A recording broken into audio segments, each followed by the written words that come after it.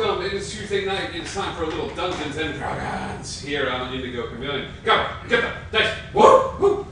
So we've got a few announcements before we get started for tonight's game. Lots of exciting things happening here on Indigo Chameleon.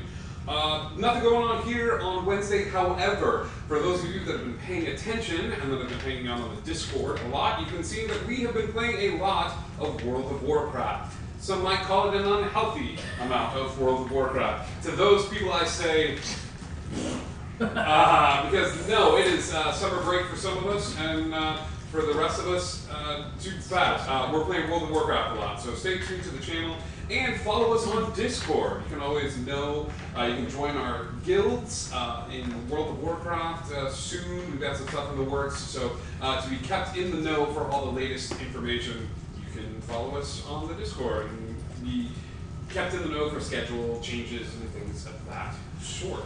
On Thursday night, we were going to do a Talking Heads D&D 101, but I had trouble finding people to do that this year.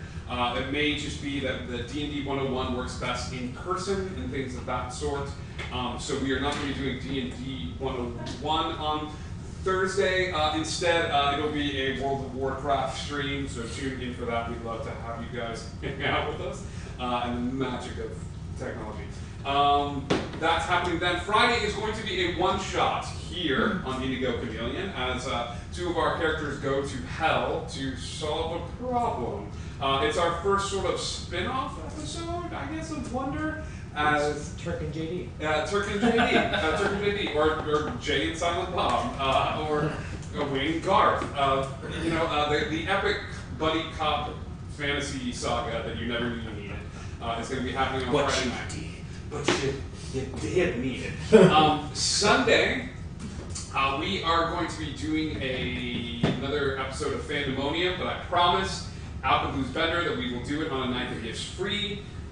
So he can play in this brand new system, and I will be posting in the Discord soon to do a vote between the two. I was supposed to do that a couple days ago, but life got in the way. So all of that being said, let's jump into tonight's adventure.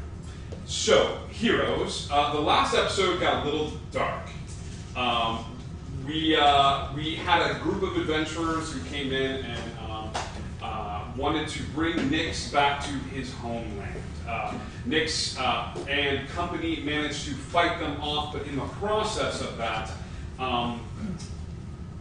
a few things happened. One, Tweedleday's journal that meant a lot to her, that once belonged to her mother and had information regarding her past, was stolen from her by a notorious bad guy in the campaign and all-around douchebag, Red Jack. Grim fought valiantly to protect his pack and worked hard in doing so, but unfortunately there were some casualties. The house was destroyed. The construct known as Mother and Father were also destroyed in the process. Edwin sort of stepped into his own as a leader, delivering a very nice speech and sort of rallying the troops. And it was beautiful and wonderful, and it's already being clipped to add into a trailer that I've been working on, which should be playing before the episode next Tuesday. So we'll have a little video which will lead into the episode with some fun highlights of Wonder, but parts of that feature there because Edwin is such a major part of the campaign. We needed a clip of him, and I can think of no better one than that one. So Mandrick, in his own form of self-sacrifice, being in relation to the Mad Hatter and being gifted the Mad Hatter's hat, he sacrificed the hat to buy his friends a little bit more time and to actually save the day by granting the house enough power to send all of these beings back from the house. Unfortunately, once the hat was placed upon the altar, it was gone. So now he is a hatter without a hat. Thoe worked valiantly to sort of protect Bandy, the small child that they've been sort of taking care of, along with small black dragon Shadow, who has been sort of attached to Bandy. And we find our heroes outside of an alleyway at the mouth. a portal opened to the Cheshire Club, and Grim stepped forward into it, preventing Nix from walking through. As Grim walked forward into the portal, he sort of looked back to see that everyone was coming with. No one did, and the portal closes. This is where we find ourselves. This is a situation. It's too good of an entrance not to use. As she goes, this is a situation. The portal opens back up again. There is a loud cheer and a raucous burst of applause, and a very drunk, very disheveled-looking Grim walks through the portal. And I swear, that's exactly how the story went. You guys, you were there. You should have saw it. It was so great. Welcome back, dear. Welcome. Yeah, no. Welcome back to you. Hello. Yes, hello, dear. Are you drunk? No. This has been like seconds, right? No. It has been a couple of seconds since he walked through the portal. Gray's drunk, and your skin is different colors than mine. She's gonna get right up to his face and like just whiff, and that's all I want. Like, Give me a perception check. yeah. Yeah, he's drunk. How did you have time? Okay, it's very okay. So Give me a con save. Oh my. Grim. 16. You feel the vomit start to rise, and you manage to just sort of swallow it back and prevent yourself from throwing up all over Bowie. I was there for hours. Hours. You were not there for hours. You've been there seconds. You've been there seconds. I've been there for hours. Remember, time works differently in the Cheshire Club. We could be there an hour, and it's no time past here. So you decided to go over and have all of us stay here while you drank excessively for the last few hours? I walked through. You chose. And all of you chose to stay. I needed, and you did not. So, yes. I feel like I could help out here with the state that you're in, but I'm a little bit annoyed and not quite ready to. What time of day is it? I would say it's a little bit of a late evening. It's hard to tell as you sort of like you just know the sun has set. You notice that there are sounds of sort of laughter and things like that as people are closing up shops for the evening and heading towards the various bars and local inns and taverns to find a place to stay for the night. To be fair, dear.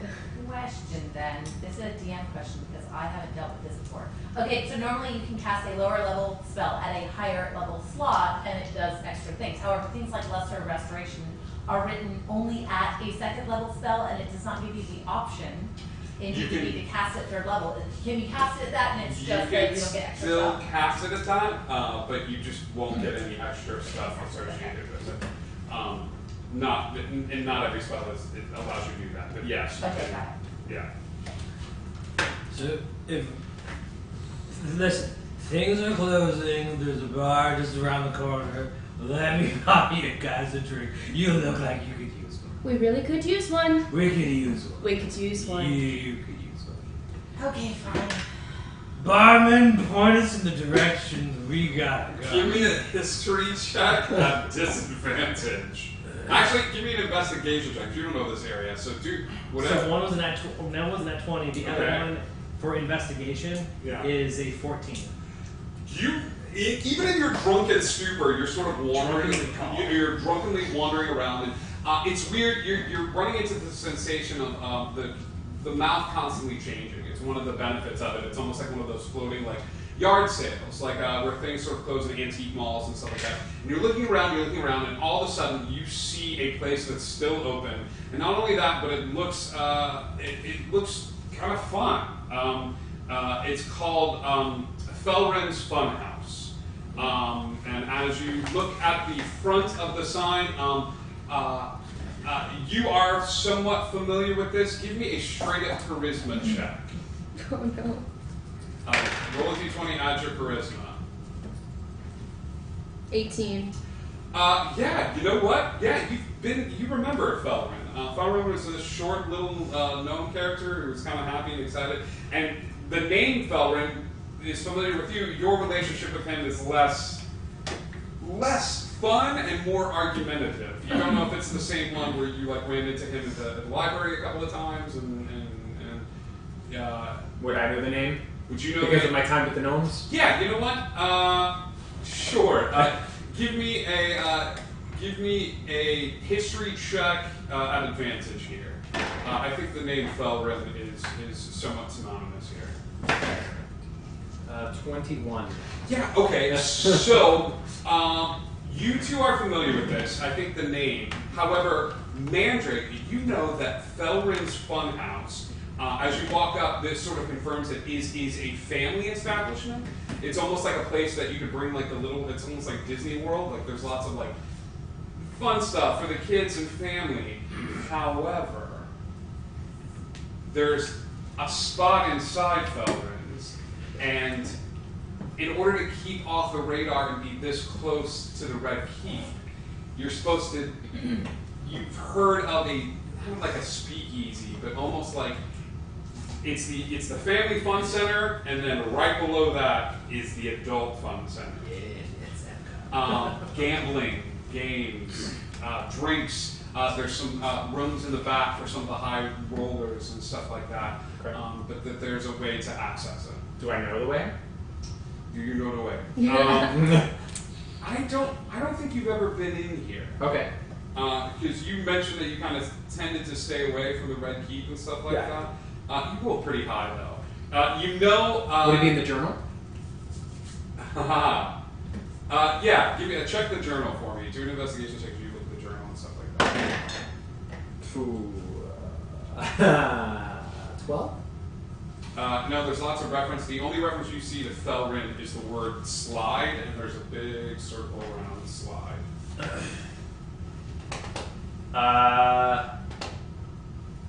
I'll share what I know Sure. with them.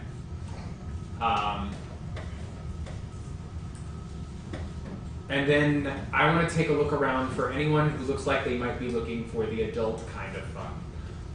Like, no children with them. Mandrake, give me a roll to look for somebody looking for adult Adult fun. kind of fun. You rise to OBT and Jeez. You are grounded.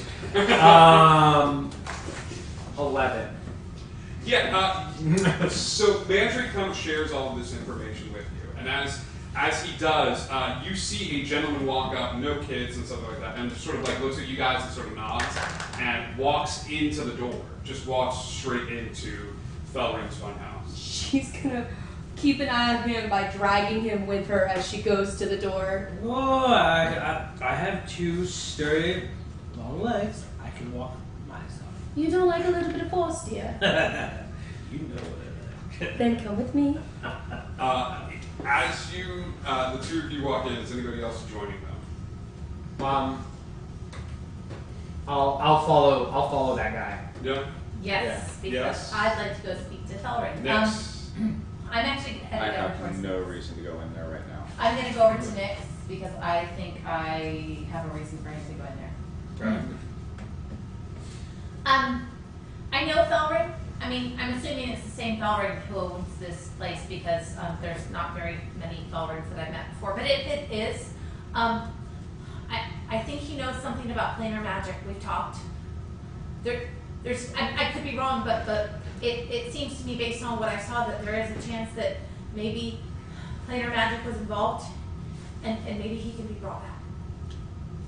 I mean, I don't want to say No, that he that's- can because I don't know. No, thank you. I'll go with, yeah, But I can introduce you, and if it's the same Felrin that I think it is, then maybe we can get some information. sure thing.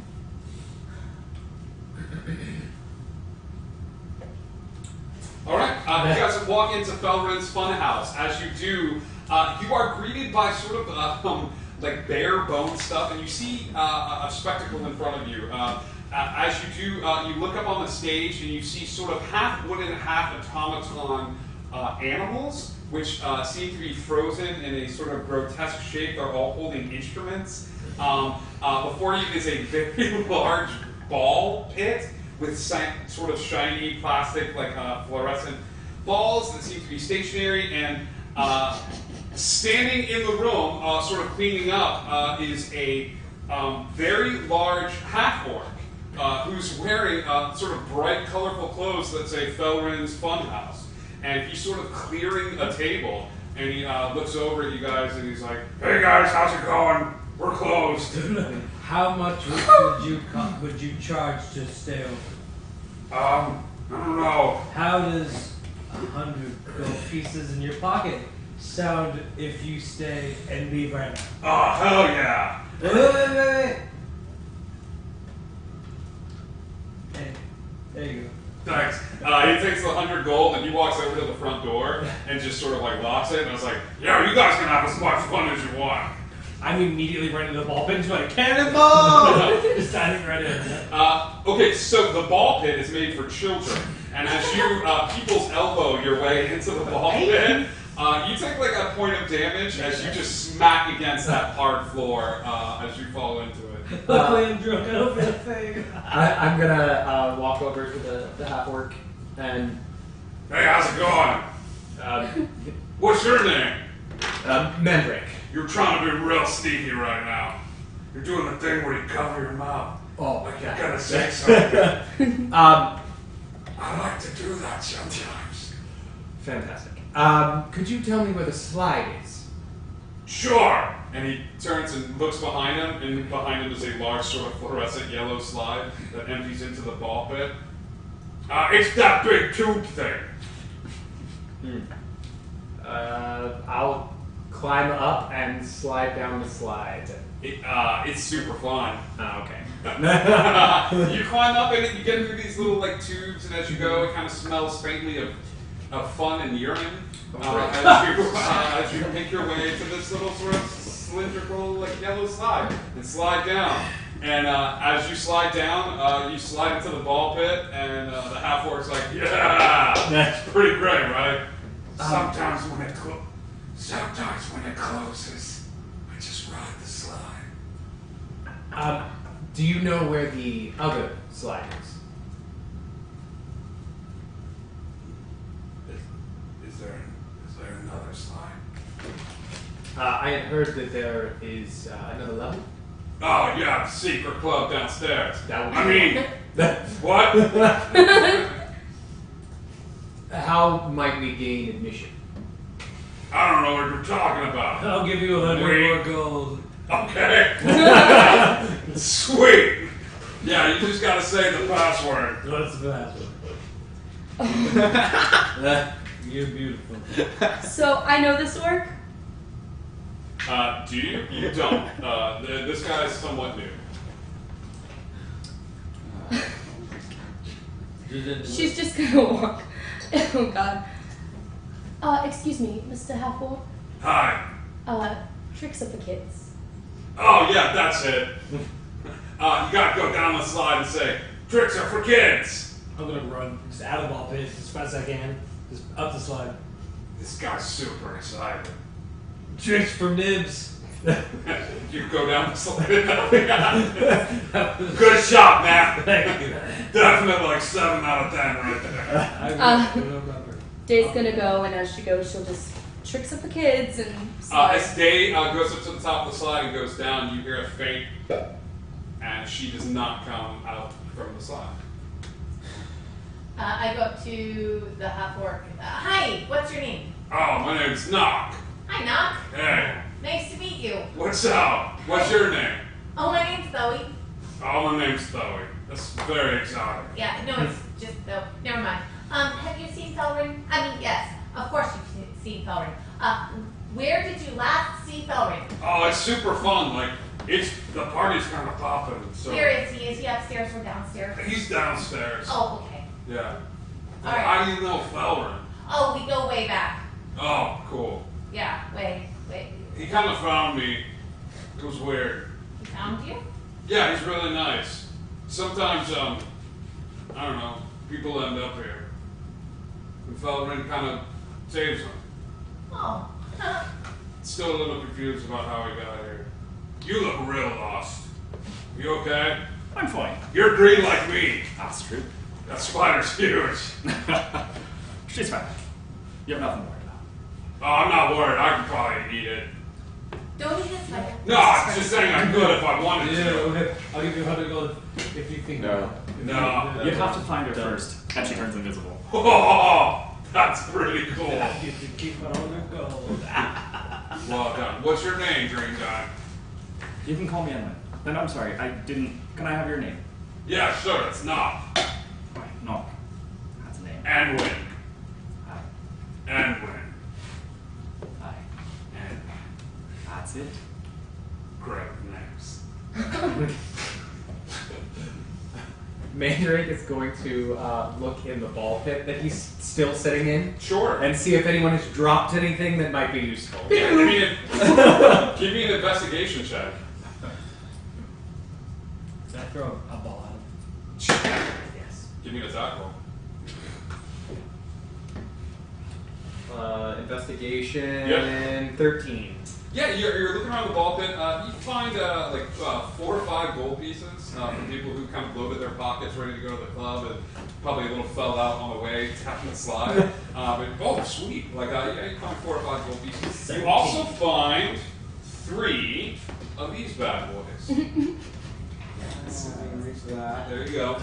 You find 3 sort of blue tickets with a star on them. I'll knock him. Okay. I'll get up and slide down the slide, tricks for kids. You got it. I'm looking over at Nick. Like, he's downstairs. We gotta go downstairs. Alright. And I'll go down the slide. Tricks are for kids. Sure. Same thing. Tricks are for kids. Is he saying mixer for rigs? Hey, I got this. You want to go first?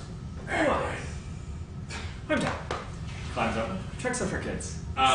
He picks you up, like one on your neck and one on like the back of your pants, and he goes like, "Tricks are for kids!" And he says it. And so you guys all come out of the slide, and it's this weird feeling as like you go down the slide. It's regular, like sort of a plasticky feel, but as you say the word "tricks are for kids," it turns into like a facsimile of like Space Mountain, where like shooting stars and stuff like that. You're hearing like music and stuff, and as you come out, you slide into a chair, and the chair just sort of like sits at a table, and as everybody joins, you're finding yourself in a chair, and think the Moulin Rouge, okay, where Cheshire was sort of like a wood bar and had like the different levels and sort of that grandiose staircase. This is a little bit more freewheeling. There's a big stage in front of you. Where those animals were before, there are now actual animals playing music. So there's like a big bear. You see like a lion that's managing to like play drums and stuff like that. As you turn around and scope out the room, the front of the space is the stage and sort of an area where you can order drinks and foods, and you see various food and drinks not being served by anyone, but floating through the air towards tables and sort of manifesting themselves on the table. As you turn around and look, you see various games going on behind you that seem to go way longer and bigger than the club actually is. There's an information desk where a man sort of sits, a human man who looks a little bit out of his element and sort of like looks around the room. Behind the bar, there is a gentleman with like silver hair who's just sort of amicably, sort of serving drinks and talking to people and being very gregarious with his motions. Everyone is sort of in the club proper. So I'm gonna hail the server, the man with the long silver hair. Yeah, he's behind the bar, and as you sort of wave to him, he sort of waves back. I'm sorry. It's almost like you feel like you're entitled above all these other people. Oh, it's good to be home. I'm just gonna hold it to a goal. Shut up, Day.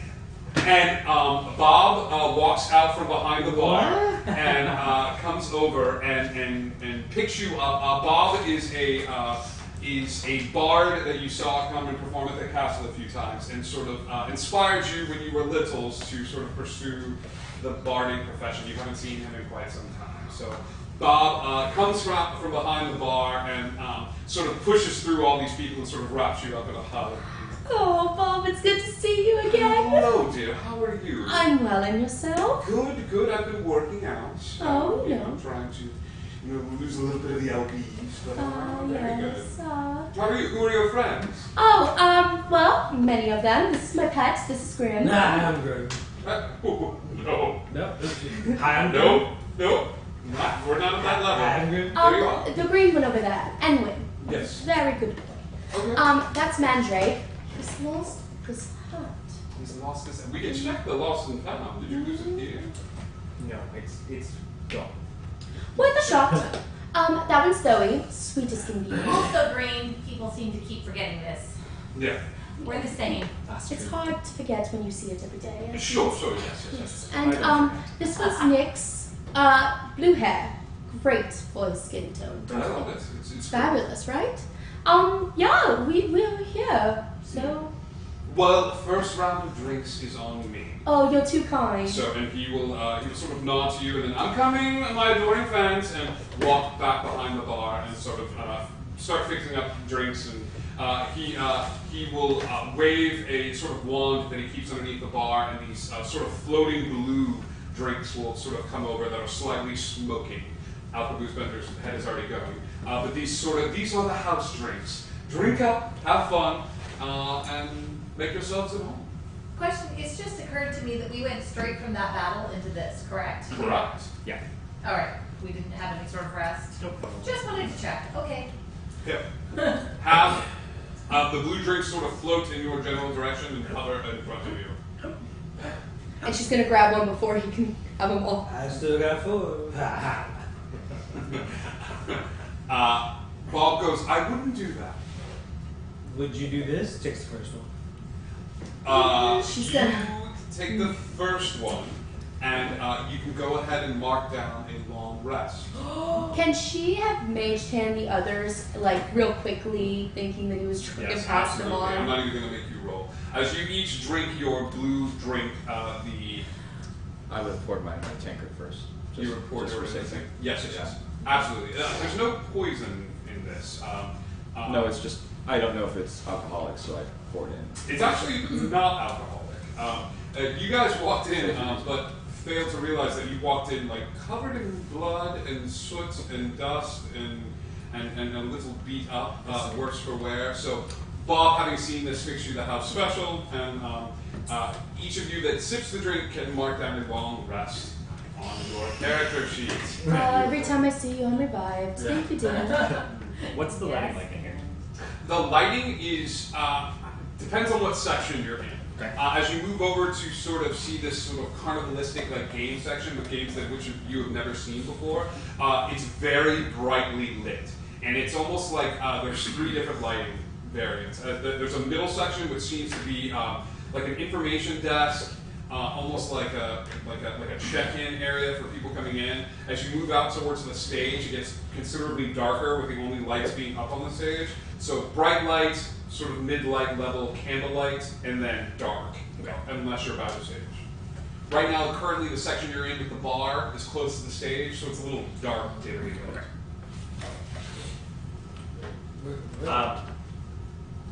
Where are Well, you're not paying attention. we? I'm so sorry. This was not. Plot twist, we're actually not at Fairgrounds Funhouse anymore. This is a place I used to frequent often. Bayard's Brew. You know, Bayard. So the lower level of Ballroom's Funhouse is Bayer's Brew? Yes. And that's a tap. Well, you wouldn't call a funhouse a brew, would you? It's not the same thing. That's true. They're completely different. Thank you, Anyway, for clarifying. That's what I'm here for. Well, if this is a brew, then I'm gonna go to the bar. Bob is at the bar and sort of smiling at people. As you came in with Day, you had a little bit of clout, and he actually, I'm done with you, and sort of clears a path so that you can sit at the bar stool, and does one of these. Hey there, stranger. What brings you here? A bit of escape, I think. Well, I got plenty of that. Just name the flavor. Earl Grey honey mead? Oh, God, you're an old man. And we'll busily make way at the bar. While Mandrake is getting a drink at the bar, what are the rest of you doing? I'd like to go up to the bartender and inquire about. Do I see Felrin around? Give me a perception check. Ooh, I do not. 4 plus 6, 10. Yeah, Toby's not used to overstimulus right now. There's a lot happening. There's music going on. There's ding, ding, ding, ding. Like there's all sorts of games and stuff happening in the back. You see the information desk. There's a lot of people sort of gathered around that as people sort of look and they see these brightly colored sort of prizes and are changing in what looks to be those little tickets, but you don't see Felrin anywhere. However, what did you roll? It was a 4 plus 6, 10. Okay, I will say you don't see Felrin anywhere. There's a small door next to the information desk, and you hear and a little bit of like smoke comes out from under. And I know him well enough to know that's Probably really only okay. And I'm sticking with her. Yes, I'm going to go over to the information desk and say, excuse me, I'm looking for Felrin. It appears that he is right in there. He knows me quite well. There is a there is a elven woman who looks elvish in nature. She's got sort of 2 swords with her. She's like, yeah, Felrin's in there. You Okay, say you do know I know him? this person? No, you don't. Okay. All right. Do I just walk in? Do you have to? You said you know him, right? Well, yeah. You look rested. Yeah, go for it. I look rested. Yeah. Is there something you would care to elaborate? No, I think it's more fun for me if you guys just go in. Okay. Yeah. Thanks. Yeah, you're So welcome. I go walk in the door. Sure. As the 2 of you walk in the door, we'll cut to what you see in just a second. You're at the bar. Edwin, what are you doing with your time here at the brew? I'm gonna wander over to the games. This is all new and exciting. Cool. Is anybody joining Edwin at the game? I was gonna. Can't wait, let's go. Yeah. Are you going with? Do I hangover sober? Like just. After you drank that blue drink, you were feeling fine and dandy. Dude, I'm probably just like going where the entertainment takes me. So at this point, Games? probably. Yeah, you guys head over to the games, and sure enough, you see a bunch of different things. I had so much fun coming up with this. You see a bunch of different games where, like, you place a gold coin in this little slot, and it ends up where there's this little pusher that's pushing, like, gold coins, and as you place a gold coin in, like, some of them fall off the edge, and people cheer. There's one where there's this circular light that's going around and around, and somebody's got their hand on a button, and when they press it down, they try to, like, light up a particular square. There is a door at the back of the game room with a marquee above it with white letters that says, "Coming soon. Escape room." There is a litany of games. There's a game that people seem to be having fun with like a little ramp with different cups at the end of the ramp. They're throwing a wooden ball that goes up the ramp and inside one of the cups. There are people playing various card games and dice games as well that seem to be like sort of gambling and things of that sort. You see a huge sign as you walk over to the game area that seems to appear in front of your face. And it is the 3 rules of the brew. 1, no cheating. 2, no charming the dealers. And 3, leave your problems at the door. Does he mean magical charms or just natural charisma? Asterisk. Yes, magical charms. No. Asterisk. Yes, Dave, that means you. Told you guys have been here a time or 2. That escape room sounds rather inviting. Mandrake will walk over to the sign, like sipping his drink, because I assume by now he has his drink. Bob has the drink made. So as we'll handle this as we go. Since Okay. my party split up, and I love it, and I love you guys. Mandrake, Bob fixes the drink, and he goes, how do you plan on paying for these? The first round was free, but everything else costs coin here. How much? What do you give me? How about a story? Sure. I've always wanted to say this. He cleans the bar, prestidigitation's a whole bunch. He will hit his chest, and as he does, his clothes sort of change into these sort of plainer clothes. He'll take a hand and wipe it across his face, and now he looks like a human man, and he goes, "Why the long face, stranger?"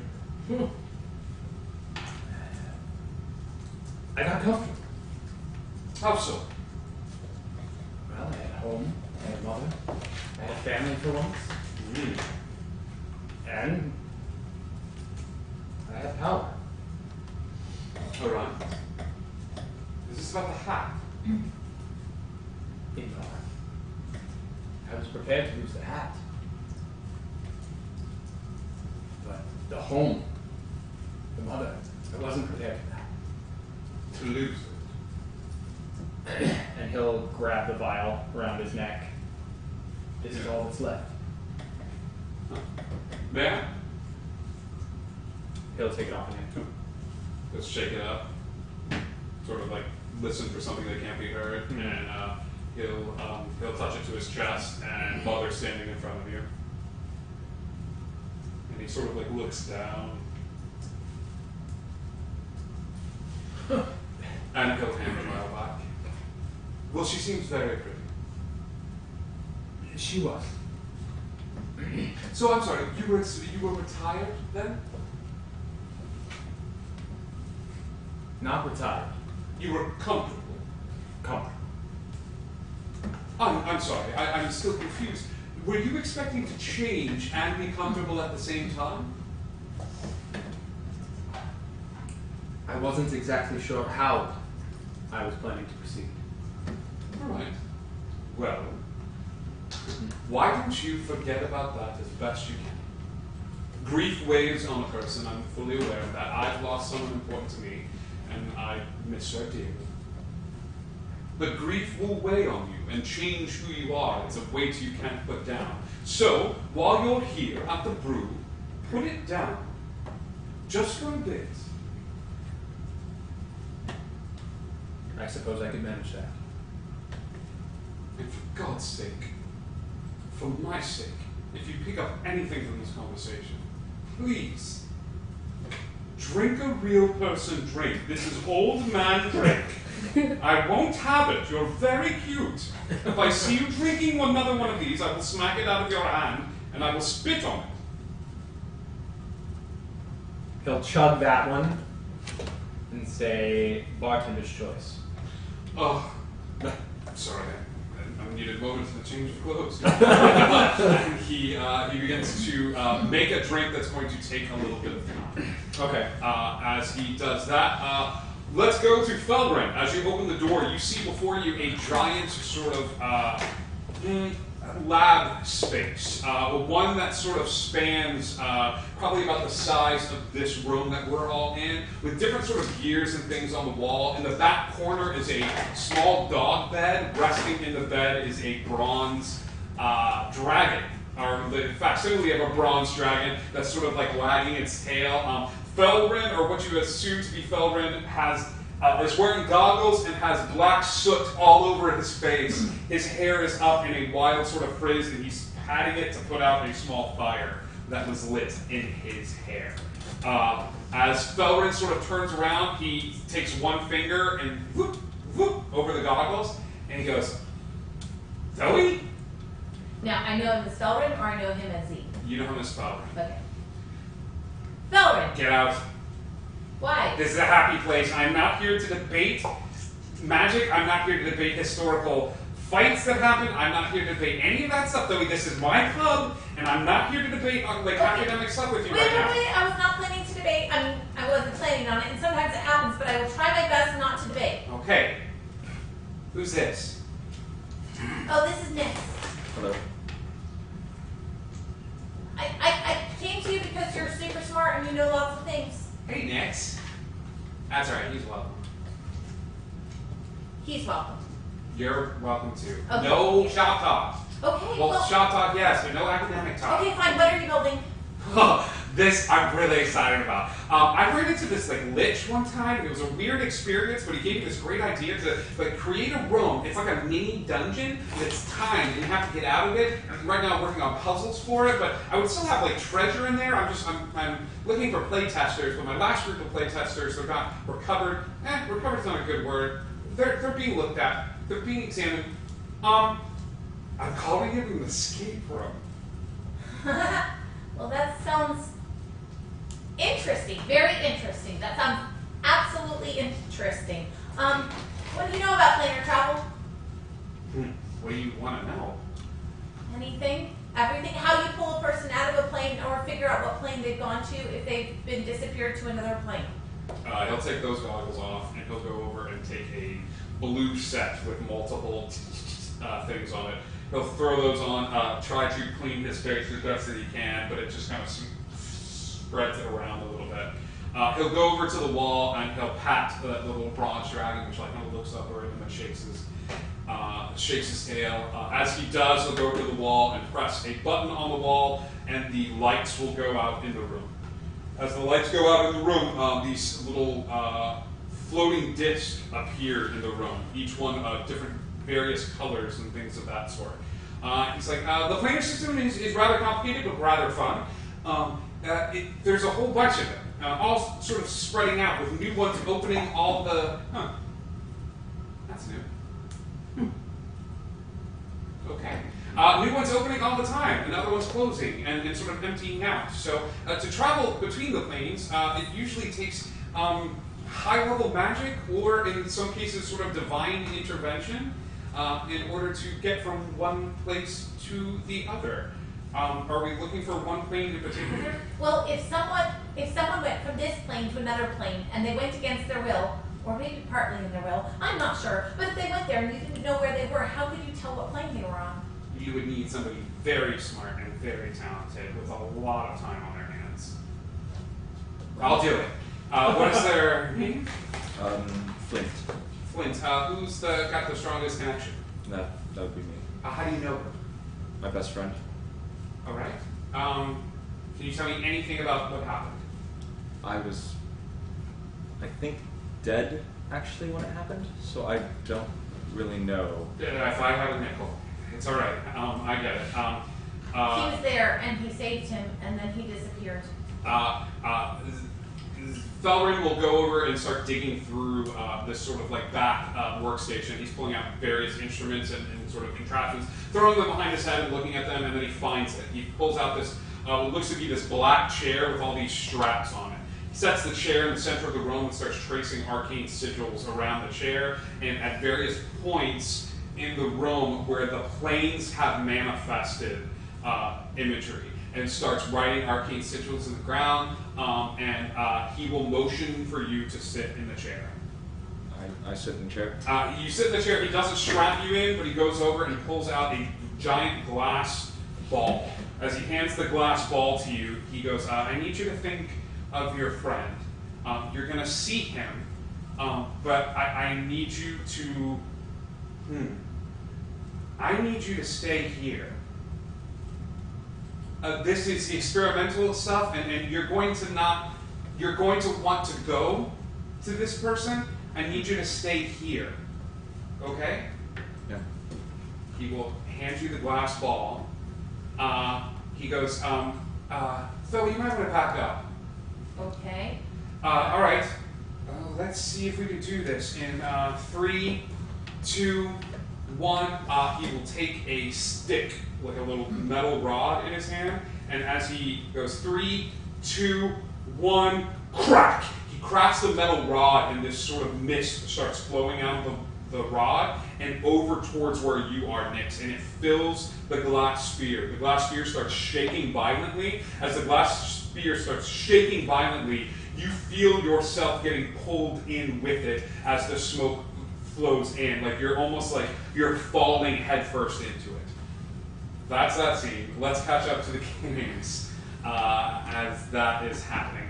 Yeah, guys, the games are, you're prerogative. But there's lots of different things going on. You even see what looks to be a slide and ball pit.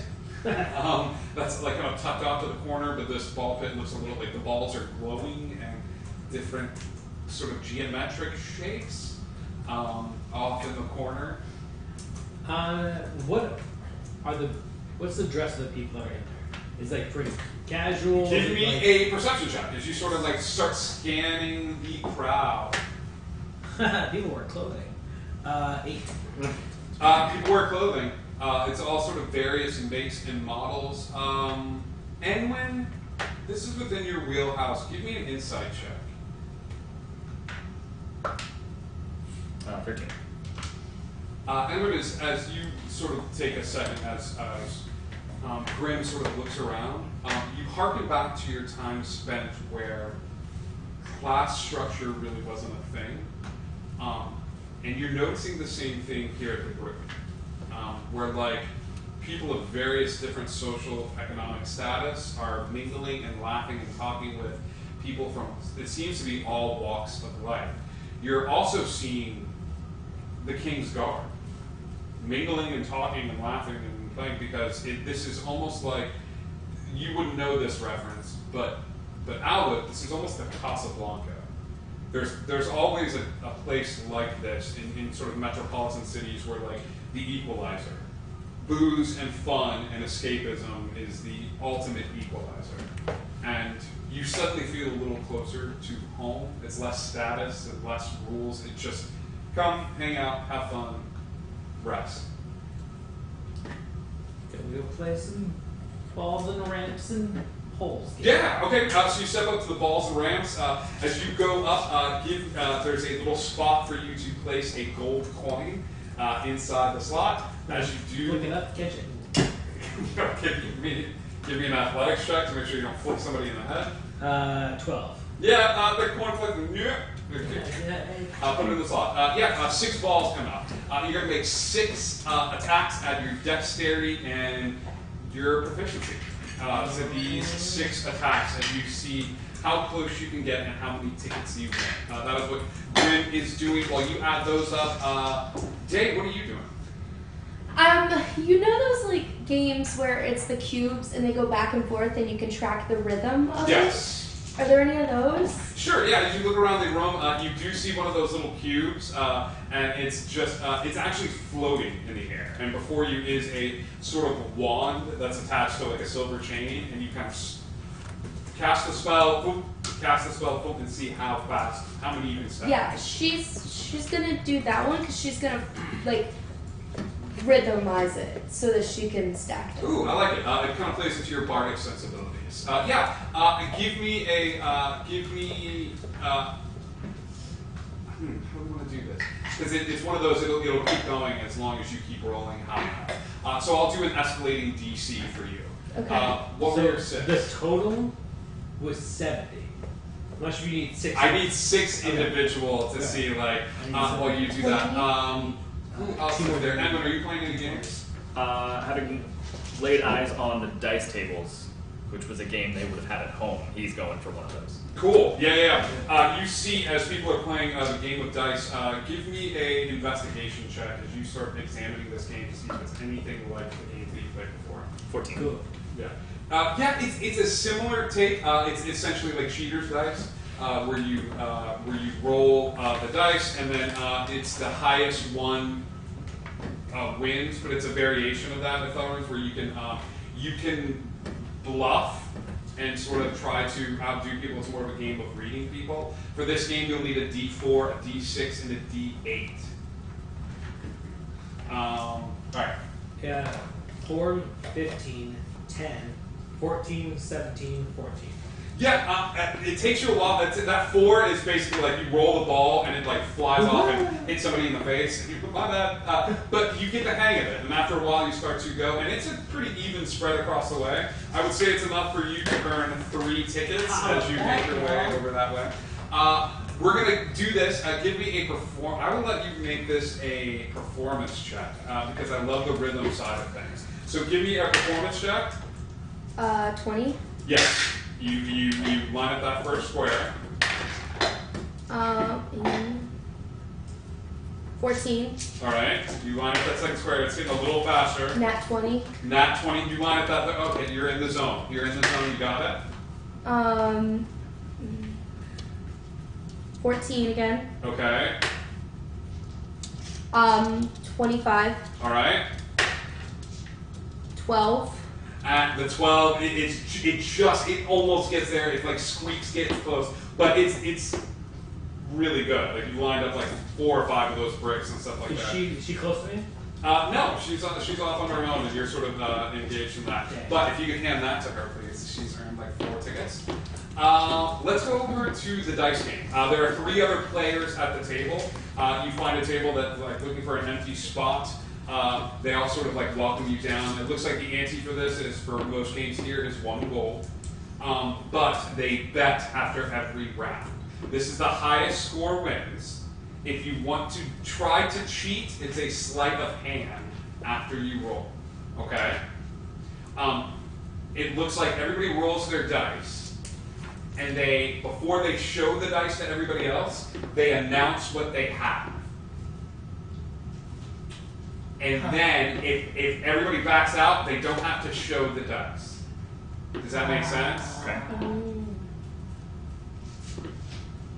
Alright, so the first one you're going to roll, as you sit down and bet gold, is a d4.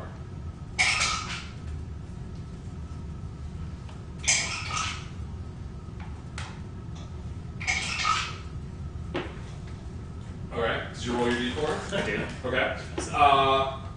If you want to cheat this, you can make a sleight of hand, but they will all get perception checks ahead of you. Alright. Nobody bets except for this human male who slides over a silver piece into the pot for everybody that wants to keep money. As opposed to a gold. As opposed to a gold. The betting, it's a gold to play, but the betting is sort of like under the table sort of stuff. Gotcha. Yeah. As he does, I will say sort of a orcish woman looks over and looks at the silver and looks over at him and kind of studies him for a little bit and goes, ah! And she like sort of backs out of the game. But the goblin, who is not very common around, slides a silver over as well to stay in the game. Everyone is going to slide 3 silver. Edmund slides 3 silver, and they both sort of look at each other like, do you know how this game is played? That's a very steep bet, the first one out. Why? I understand this well. The goblin looks very nervous and will roll his d6, but they each slide over the 3 silver, or the 2 silver as you sort of match. Okay? Okay. Okay. The human will look over you and slide over 2 gold pieces to increase the bet. 2 gold pieces? Yeah. So right now, it's 3 gold and 3 silver for each player. The goblin will match that bet.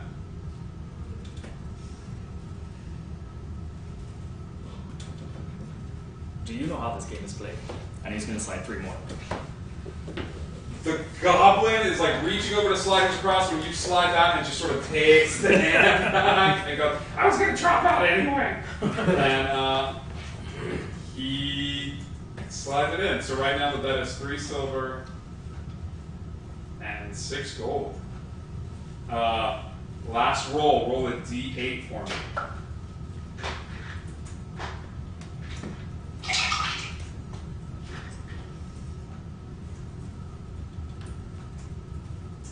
Right now it's down to you and the human.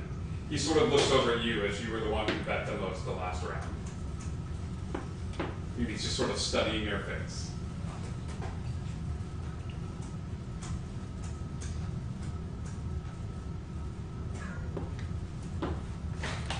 2 more. 1 gold, 1 silver. 1 gold, 1 silver. He goes, okay, and he puts in the money, and he goes, he covers the dice, and he goes, I've got it. Look, I got 12 total.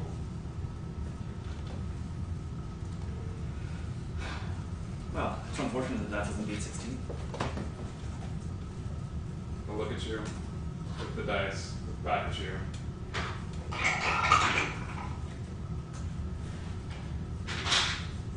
And he'll lift his hand up. What you got? He's got 11. I'll lift mine. I've got 15.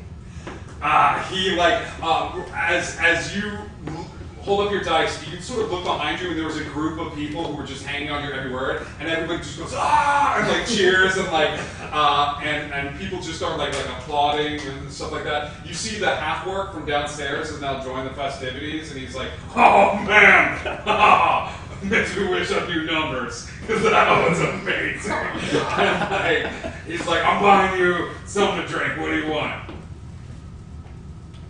Surprise me. Okay.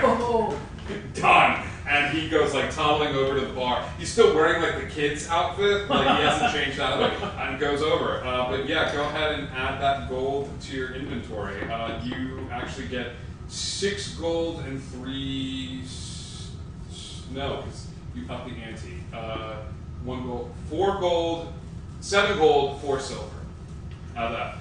And people at the bar are having fun and sort of enjoying your company. Mandrake. You watch as Bob, the bartender, starts preparing your drink, and he's mixing sort of different concoctions. As he gets down to the final aspect of it, he reaches forward and grabs a sort of small bottle out of the air. It appears. It's almost like a sleight of hand thing, and he just sort of turns it, and inside is this shimmering silver liquid. He takes a dropper and takes a drop out of the bottle and drops 1 drop that sort of slowly falls through the air and into the drink. As it does, there is a little change in color as the bright, vibrant red changes into that of a sort of misty green. Okay. And he floats it your way.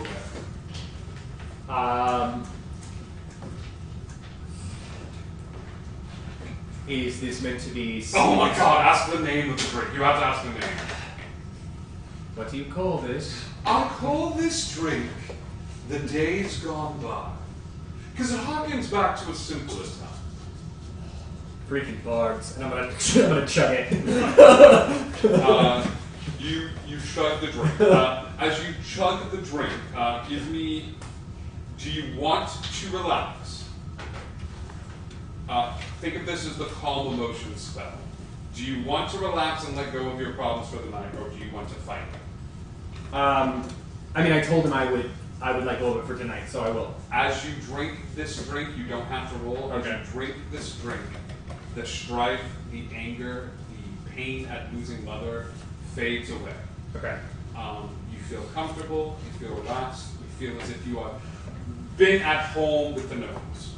And it is the most relaxed you've felt in quite some time. And now I'm gonna scan the room and look for a mark. Sure. What are you looking for in particular?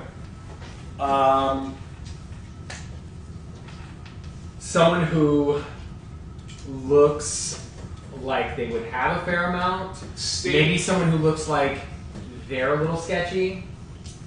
I got the perfect person. Give me an investigation check.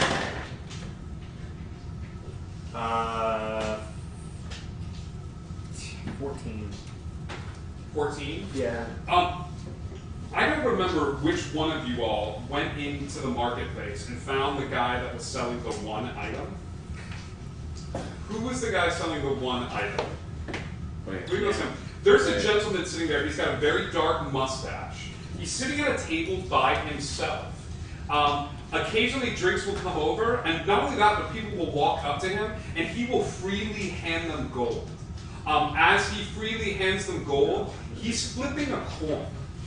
It is a platinum piece that he flips into the air, and this thing catches your eye because this thing is huge. It is not a regular sized platinum piece. This platinum piece shines with a brilliance the likes of which you have never seen. You don't know if it's magical. You don't know if it is calling your name like a siren song. Okay. And he's sort of in the corner being very gregarious and sort of telling wild stories of flying through the air about him as a pirate captain and things of that sort. Got it. Who do I see around me?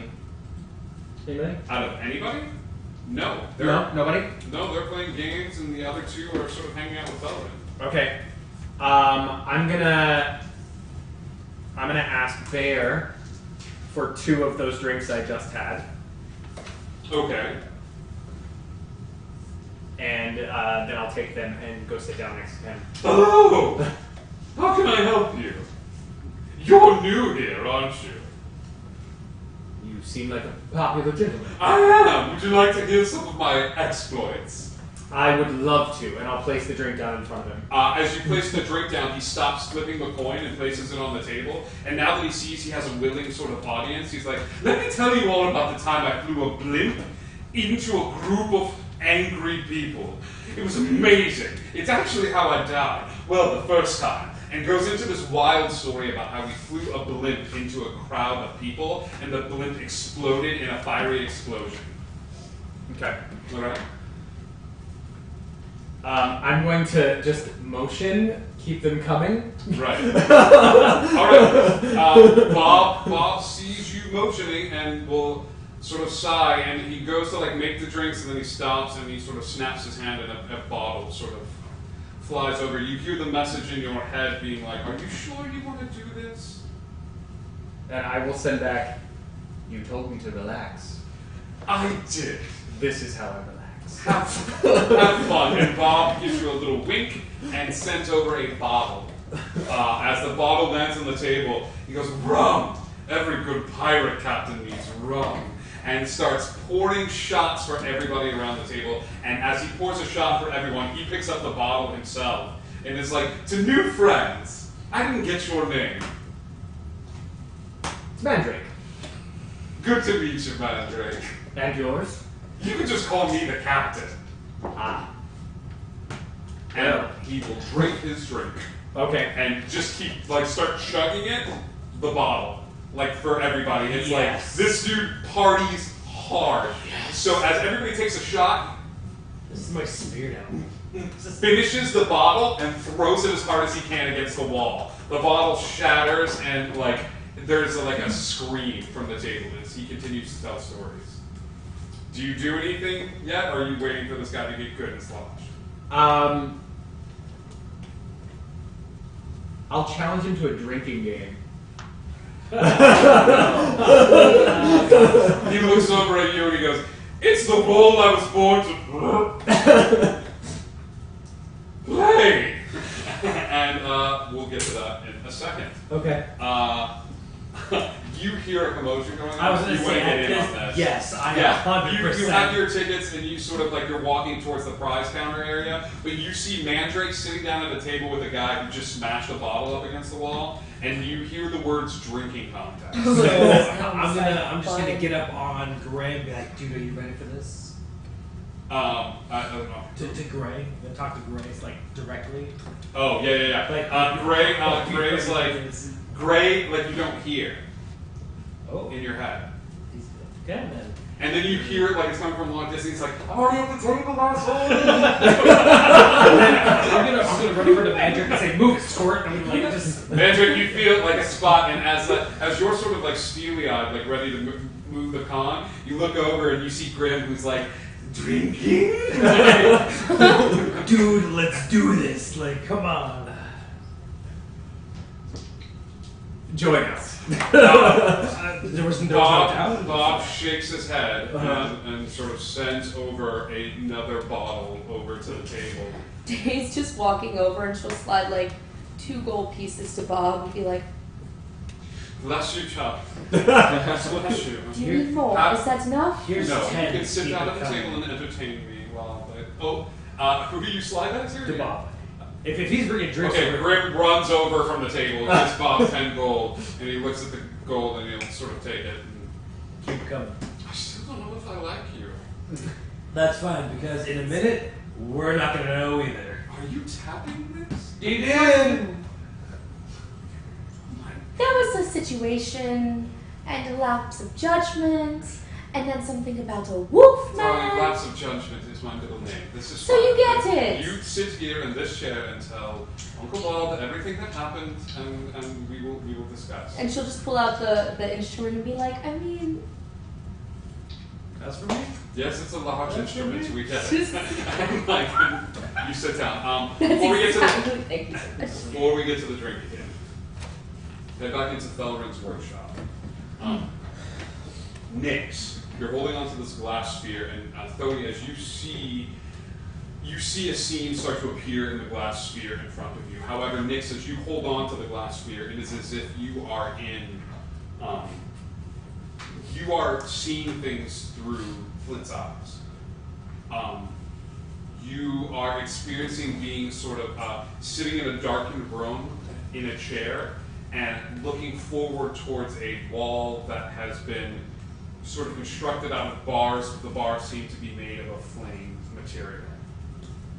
As he sits there, you see as he gets up and walks towards the bars and tries to cast an arcane energy that sort of manifests in his hand, and he pushes it towards the bar, and the bars bend ever so slightly, and then his hand starts to char a bit, and he brings it back and sort of grabs it. And he turns back and says something to a figure huddled in the corner. He's like, I'm getting closer. Did you see that? Like the bars, they bent a little bit. And the figure in the cloak sort of nods his head. Can I see at all anything other than the cloak? Like, can I You're see who it is at all? You're seeing through like the bars and things of that stuff, but you're sort of forced to pay attention to the eyes as they direct around. The figure in the cloak sort of nods their head, and Flint goes over and sits in the chair, and the voice from the corner speaks. He goes, "Was it worth it? What you did?" And the voice sort of gets sad. Do I recognize it at all? Give me an insight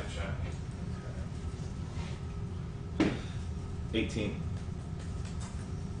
It's very familiar to you, but it's aged and old, and as Flint nods his head, he turns to look at the figure, and the figure gets up, the hood still draped over, the white beard sort of poking through, and Flint goes, "You ask me that question every day. And what do I tell you?" The man nods and says, "You say it's always right." And Flint goes over to the bars again and casts an arcane energy, and the bars bend ever so slightly more before his hand starts to char again. And Flint screams out in pain and goes and sits in the chair. I'm gonna just out of kind of in the moment say, where are we? You say, "Where are we?" And you see Felrin go, "Shit," as the glass sphere starts to shake and vibrate a little bit. He goes, "How important is this?" This is very important. Felrin will go up behind Nyx, and as he does, he will take the glove off of his hand, and he will take both the gloves off of his hand. And as he does, he will actually shake his head like this, and his eyes will change a different color, and he'll place both of his hands alongside of Nyx, and you'll see this sort of blue energy as a symbol of an eye appears over Felrin. And he starts sort of stabilizing whatever sort of shaking was happening in the globe. Flint stops in your vision and goes, "Man, oh, is that you?" Yes, where are we? I'm in the ninth house. What are you? How are you doing this? I have no idea. Someone. Are you okay? Did you? I'm fine. How are you? I'm fine. You're fine. Yes. How can I help you? I don't know if you can. I think I'm the only one alive here. Who's that? You don't know, and he turns and looks as your father pulls the hood off of his head and sort of looks over at Flint and says, "Who are you speaking to?" He says it to Flint or so. He says it to Flint, and Flint goes, your son." And he runs over and sort of looks in his eyes, and it's him. He's not alive anymore. He's a bit translucent. He's a little bit broken, and he goes, "It is. Can you tell him? Can you tell him I'm here? Can you tell him?"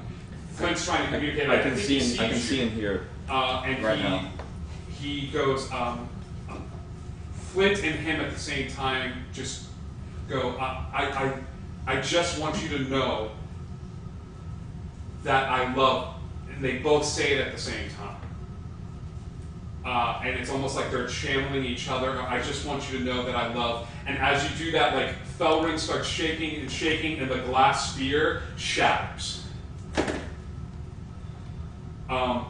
As he comes out of it, his eyes are still glowing that blue color, and they're starting to smoke.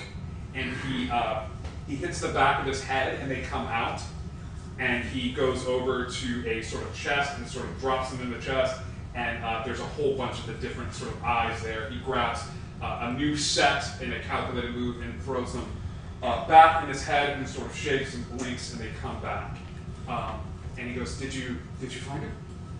Yes, they're in the 9 hells or something. All right.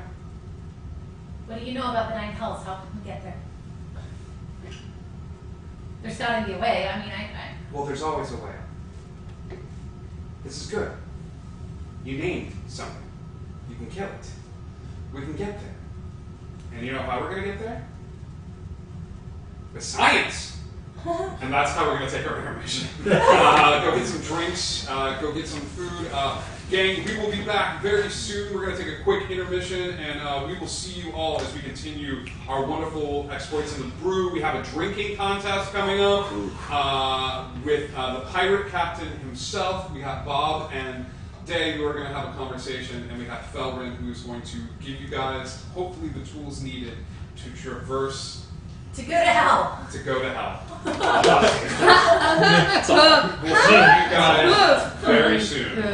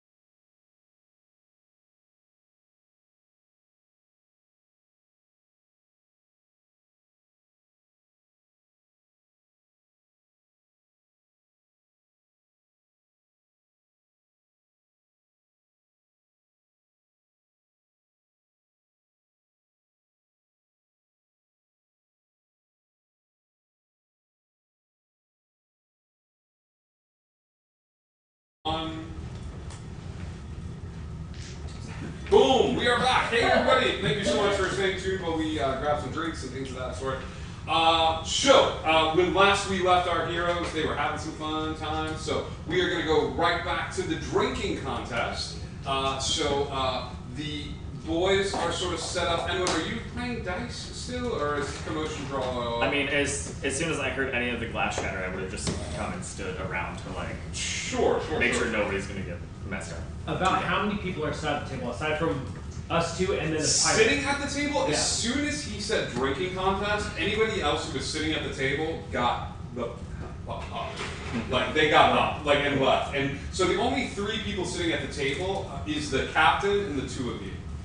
Well, good captain, allow me to rid ourselves of the shot glasses and give us these shot glasses. I'm going to give the volcanic shot glasses that I have in my inventory. Ooh, So these look fancy. I'll put one in front of each of us. Sure. And this will be the mode and method by which we shall take our elixirs. Good. Are these magical in any way? Only when you're drunk.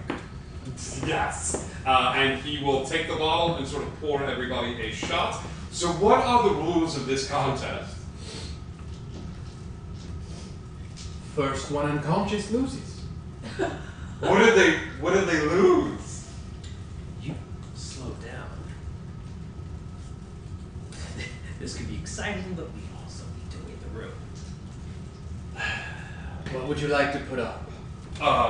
He sort of looks around him and then he like smacks his hand on the table and he says, This is my lucky platinum. And it's worth more than gold. Because it's platinum. And it's as large as my hand. I think. And he sort of like looks at it and he goes, No, hang on. And he holds it in the air and it grows to the size of his hand. And then he's like, see, larger than my hand. And then he like shrinks it back down to the size of the platinum. Interesting. What else can it do? You can spend it on things and it grows in size. Because of a gypsy who said, I will give you this and it will grow in size. And in your hour of darkest need, you're probably in a bad place. Well, Fine. Gypsy. What did you bet against the gypsy platinum that quick as my hand? I will wager a shot of the green stuff. A fantastic elixir that will not only bestow upon you magical powers far outweighing that of your gypsy platinum, Go on. but upon taking it, your life will be forever changed. I like that. He's covered. What do you got?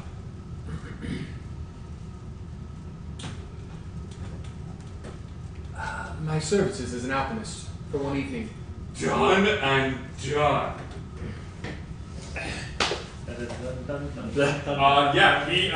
He spits in his hand and he sort of holds it out. And he grabs his hand and said, You're gonna have to go on topsies. I'll spit in both hands, grab both their hands, and Thank you for that. Before you are able to do that, No.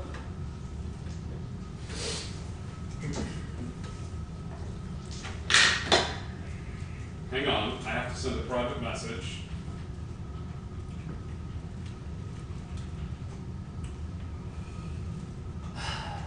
Oh, not to me.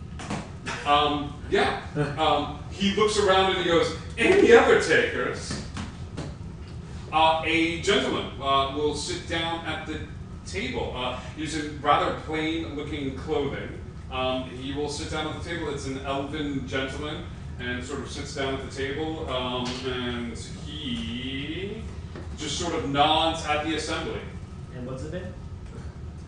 Do you ask him? And your name, sir?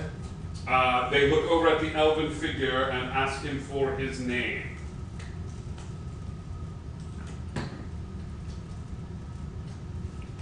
He doesn't seem to say anything and just sort of looks about the table.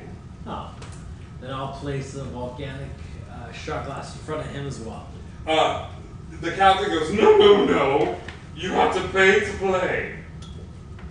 And then he will reach behind him and take out a rather large red ruby and place it on the table. The captain will look over at it, pick it up, go, well, he paid to play. One more volcanic shot glass for the player. And he sort of slides it over. So is the pirate, or the captain, is his garb, is it very wild and flamboyant, like, or is it just like tattered, So, captain's gear? funny you should ask that. When you first met him, he looked very affluent. As he goes, is that it? Good. Let the games begin. And as he does, he slams the shot glass down, and there's a ripple in his clothes. And he's no longer the affluent sort of shopkeeper. This guy's wearing what looks to be like white shirt that's been stained with various like liquids, black pants, he's got a sword, he's got a little captain's hat that's sort of cockeyed off to the side, he's got a map that's sticking out of the front pocket of it, and he's strapped with a rapier and throwing daggers all the way around his belt. Nice. Not only that, but he's got a weird looking like wand. It doesn't look like a wand, it's a cylindrical sort of pipe attached to a little thing at the end of it, shoved into the front of his pants. And as he pours a drink for everybody, that's when the drinking game begins. Everybody take a sip of your booze and give me a Constitution saving throw as you drink forward from your cup. The gentleman, That's going to be a 19. a 19. 19. You take this shot of whiskey, and it is, or rum, and it is strong, and it burns so good. Burns so good as it goes down, and like, it's almost like this is a really high quality. As you look over at the bar, you see Bob, who sort of like nods his head, which will give us a, what did you get? I got an 8. You try to maintain composure, but you're already feeling a little buzzed. Right. This is very strong. Bob looks over at you, Day, and says, so, where have you been? Everywhere and nowhere at once, I suppose. It's a typical answer for you. Aloof, but sexy. Go on. Traveling, fighting, barding, the usuals. And yourself? Still here? Same. I'm happy here. It's fun. It's like I bring the bar to me now without having to travel about. Well, you are a bard. Couldn't resist. I know. So, the hairy one, this one's yours? Or he was yours? Can one ever possess a wild beast? Yes. Several times. Well, as one does. No, not mine, I suppose. Thought about it. Never worked out that way. I understand. He has a different attachment, I suppose. It's Musk, dear. You can just call him Musk. He has a musk about him, and He it does have a Musk about him. Yes. Both infuriating and captivating, I understand. Yes. But other than that, Are you still at the castle? no, I haven't been at the castle for 3 years now. Oh, I'm sorry. I would know that if you sent a word. You don't write. You don't send. Well, I haven't heard anything from you either. No, that's true. I tend to keep things pretty close to the chest. Hey, during your travels, you haven't seen a small purple girl, have you? Small purple girl. Wings, sort of impetuous. Not during these travels, no. Sad. To each their Dulcinea, right? One of the few girls you're attached to, I suppose. Yes, I caught the worst thing. I caught feelings. Ew. I know. It sucks. You don't get those. I don't get those This off. was one of my attachments to you, actually. Yes? Yes. You caught feelings for me? No. No. I caught a sense of pride in you. Mm. Something I aspired to be. You reminded me of someone that I knew. Understood. Where are you staying? That's actually a weird question at the moment. We went through a quick flame, if you will. That's the worst kind of flame. Yes, I would suppose so. Well, long story short, our house burned down and now we're homeless. That sort of flame. Yes, of course. Quick flame. Quick flame, you know. Better to be a longer flame. Mm. Burning a little brighter. Yeah, well, only sometimes, I suppose. Why do you ask? I ask because we have done some expansions here like that, and there are actually rooms that we are renting upstairs for some of the VIPs. Oh, Do you what? need a place to stay? Well, I believe we all do, but what's security like around these parts? I mean, I've seen some of the guards. He starts laughing as hard as he can.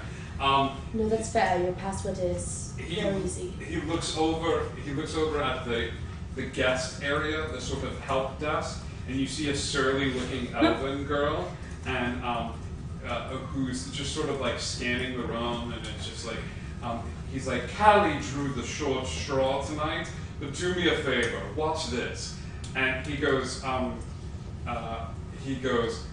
hey, Moon Princess! And he throws an apple as hard as he can. As he throws the apple as hard as he can, Callie is out from behind the help desk and slicing it into the air, like slicing this apple as it flies through. And as she does, she then slices it like 2 more times, and the bits of the apple fall to the ground. She like looks over at Bob and goes and sits back down on the desk. I like her. Everyone does. She's not personable at all, and I think that's why we're all drawn to her. I think I got her to smile once, but I had to break a bone to do it. Accomplishments, though. Yes. In the pizza ones. Well, I suppose I would have to ask the party, but, On one condition. and that is? You sing. For I the s- bar tonight. For the ball. For the bar. I haven't sung in so long, though. I know. You're missing color from your cheeks. You're a performer. Then. You've always been incredibly perceptive. You have no idea. And he'll slide a drink over towards you.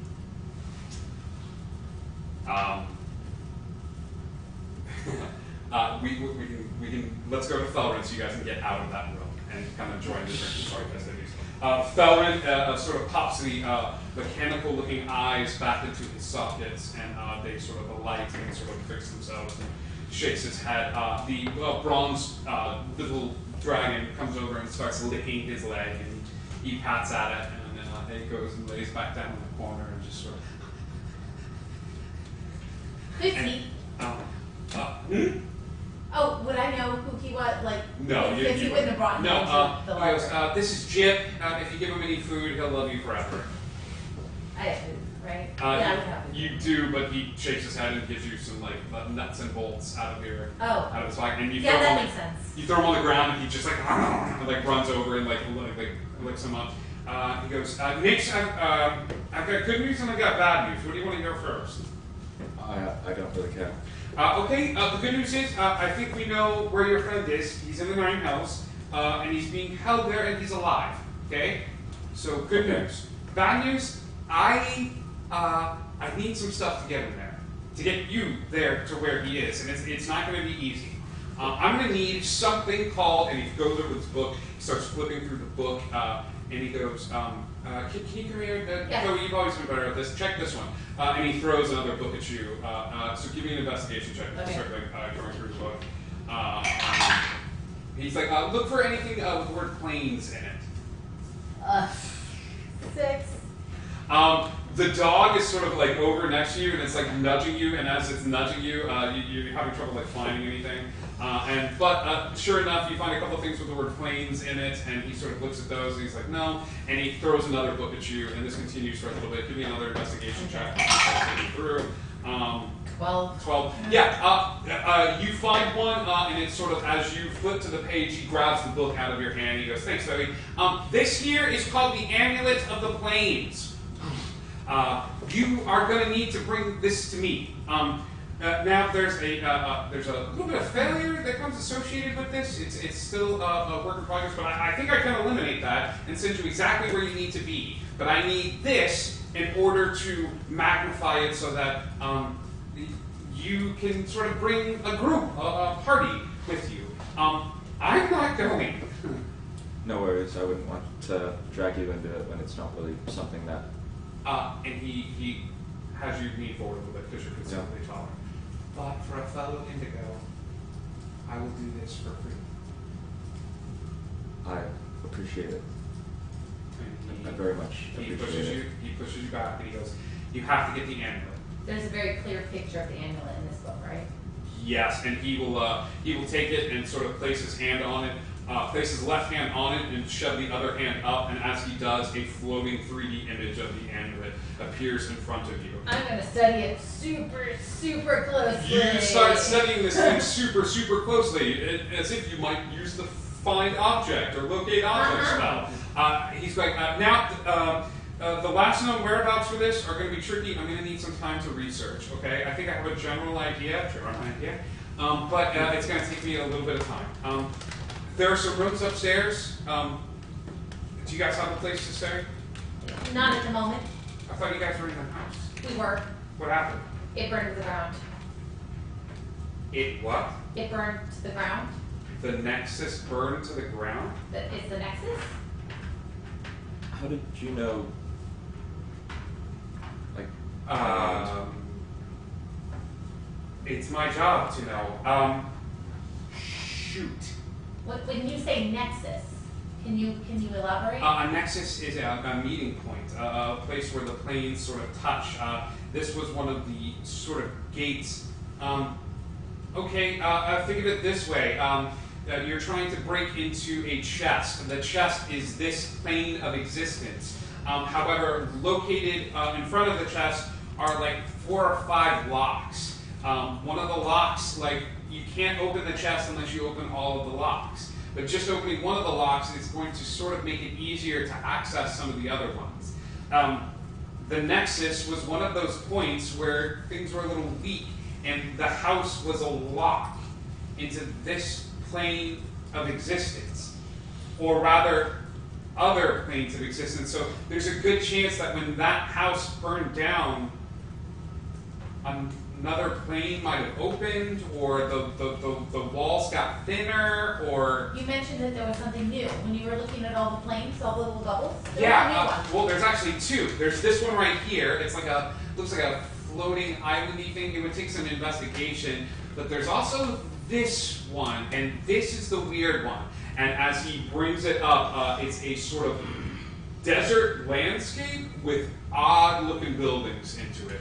Tall buildings and things of that sort, but just an odd sort of landscape. He's like, I'll take some time to study it, but if the house is burned down, that means the Nexus, there's one less lock. if it makes you feel better, I don't think they weren't at the house for the Nexus. It was just kind of in their way. Really? Yeah, as far as I know. Both of you making intelligence checks. Intelligence. It's 11. just straight up int. 8. 9. 11. Felrin will go over to a whiteboard, and as he draws a picture of the whiteboard, he puts the house in the center of it, and he draws a circle around the house.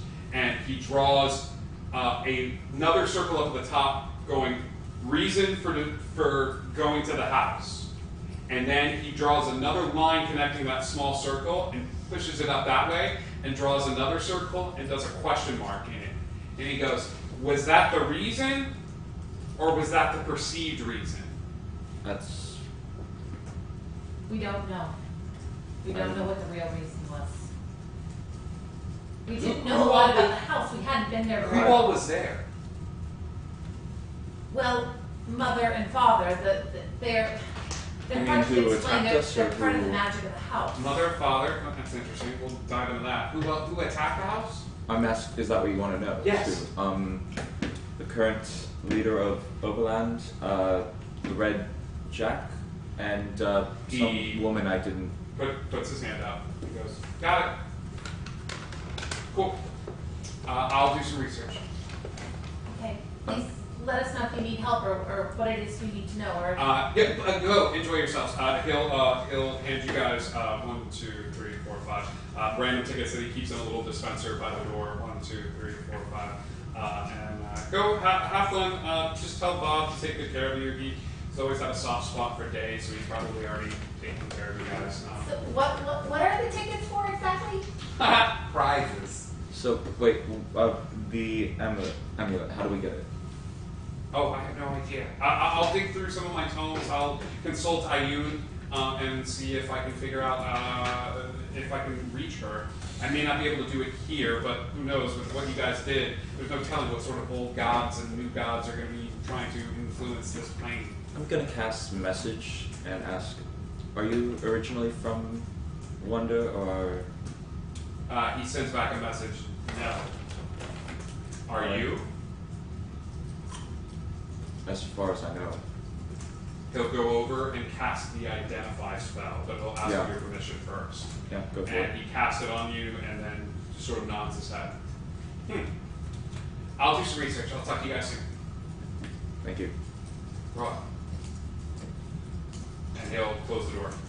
You guys are out in the city, in the sort of Rome proper. You see, the only one you don't see is Enwin. Enwin is the only sort of person, but you see Day over at the bar talking with Bob, and you see the boys sort of sat down, about to engage in a bit of a drinking contest. There's also the prize counter. So I'm gonna ignore that nonsense and go to the prize counter. cool. We'll deal with that in a second. All right. So we're back into And the. I'm going towards Day. We're going back towards that. We get back into the drinking contest. Both of you, as you take another shot of the liquid, the pirate captain goes, "This could go on all night. Let's do this." And he casts enlarge on his shot glass. And it just goes, and like, that's more like it. And he'll pour like a large amount, and then he'll pour some for you, and he'll pour some for you. Are you ready? Do you think this is my first rodeo? Let's do this.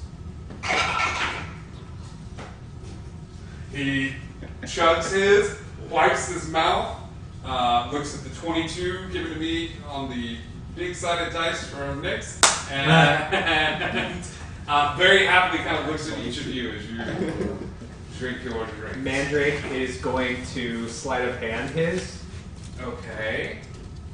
and not actually drink it. You're behind you? Yeah. Oh, Whoops. perfect. Just 22. 26. 26. Yeah, you know what? Give me. Oh. You're not paying attention to that. You're making sure nobody sees you. You watch as the gentleman at the table. No, because we're worried about something else. Give me a perception check at disadvantage, homie. Perception at disadvantage would be 10. Everything's great. So my shot would be 14. You're feeling good, but you're feeling that slight buzz coming on, and you're a little bit in awe of the dude who just took like almost 3 times the amount of booze that you did, and is just like looking great. I have a question. Yes. So, Gray, if I like have him step in and like shift, is his metabolism different than mine? Would Grin know the word metabolism? Can he consume more alcohol than I can? You have no idea. You've never let this, because of all the times in your life where you could let someone, when you could let Jesus take the wheel, you have never once thought to let him take over the fun part of drinking. Word. I'm gonna try it. I'm gonna give it a go. You go, Grim, you're up. I'm like, You go, Gray. Let's do this, brother. Gray walks forward and metaphysically high-fives you. As he does, you tag in tag team style. And you guys watch as the nails get a little longer and the eyes go silver. And Gray is driving the car. Let's do another shot. This time, you don't have to do this. You need to make your con save at disadvantage. They're just gonna nudge over to Bob. See, and I got that's 17 two times for the dice before adding the saving throw, so.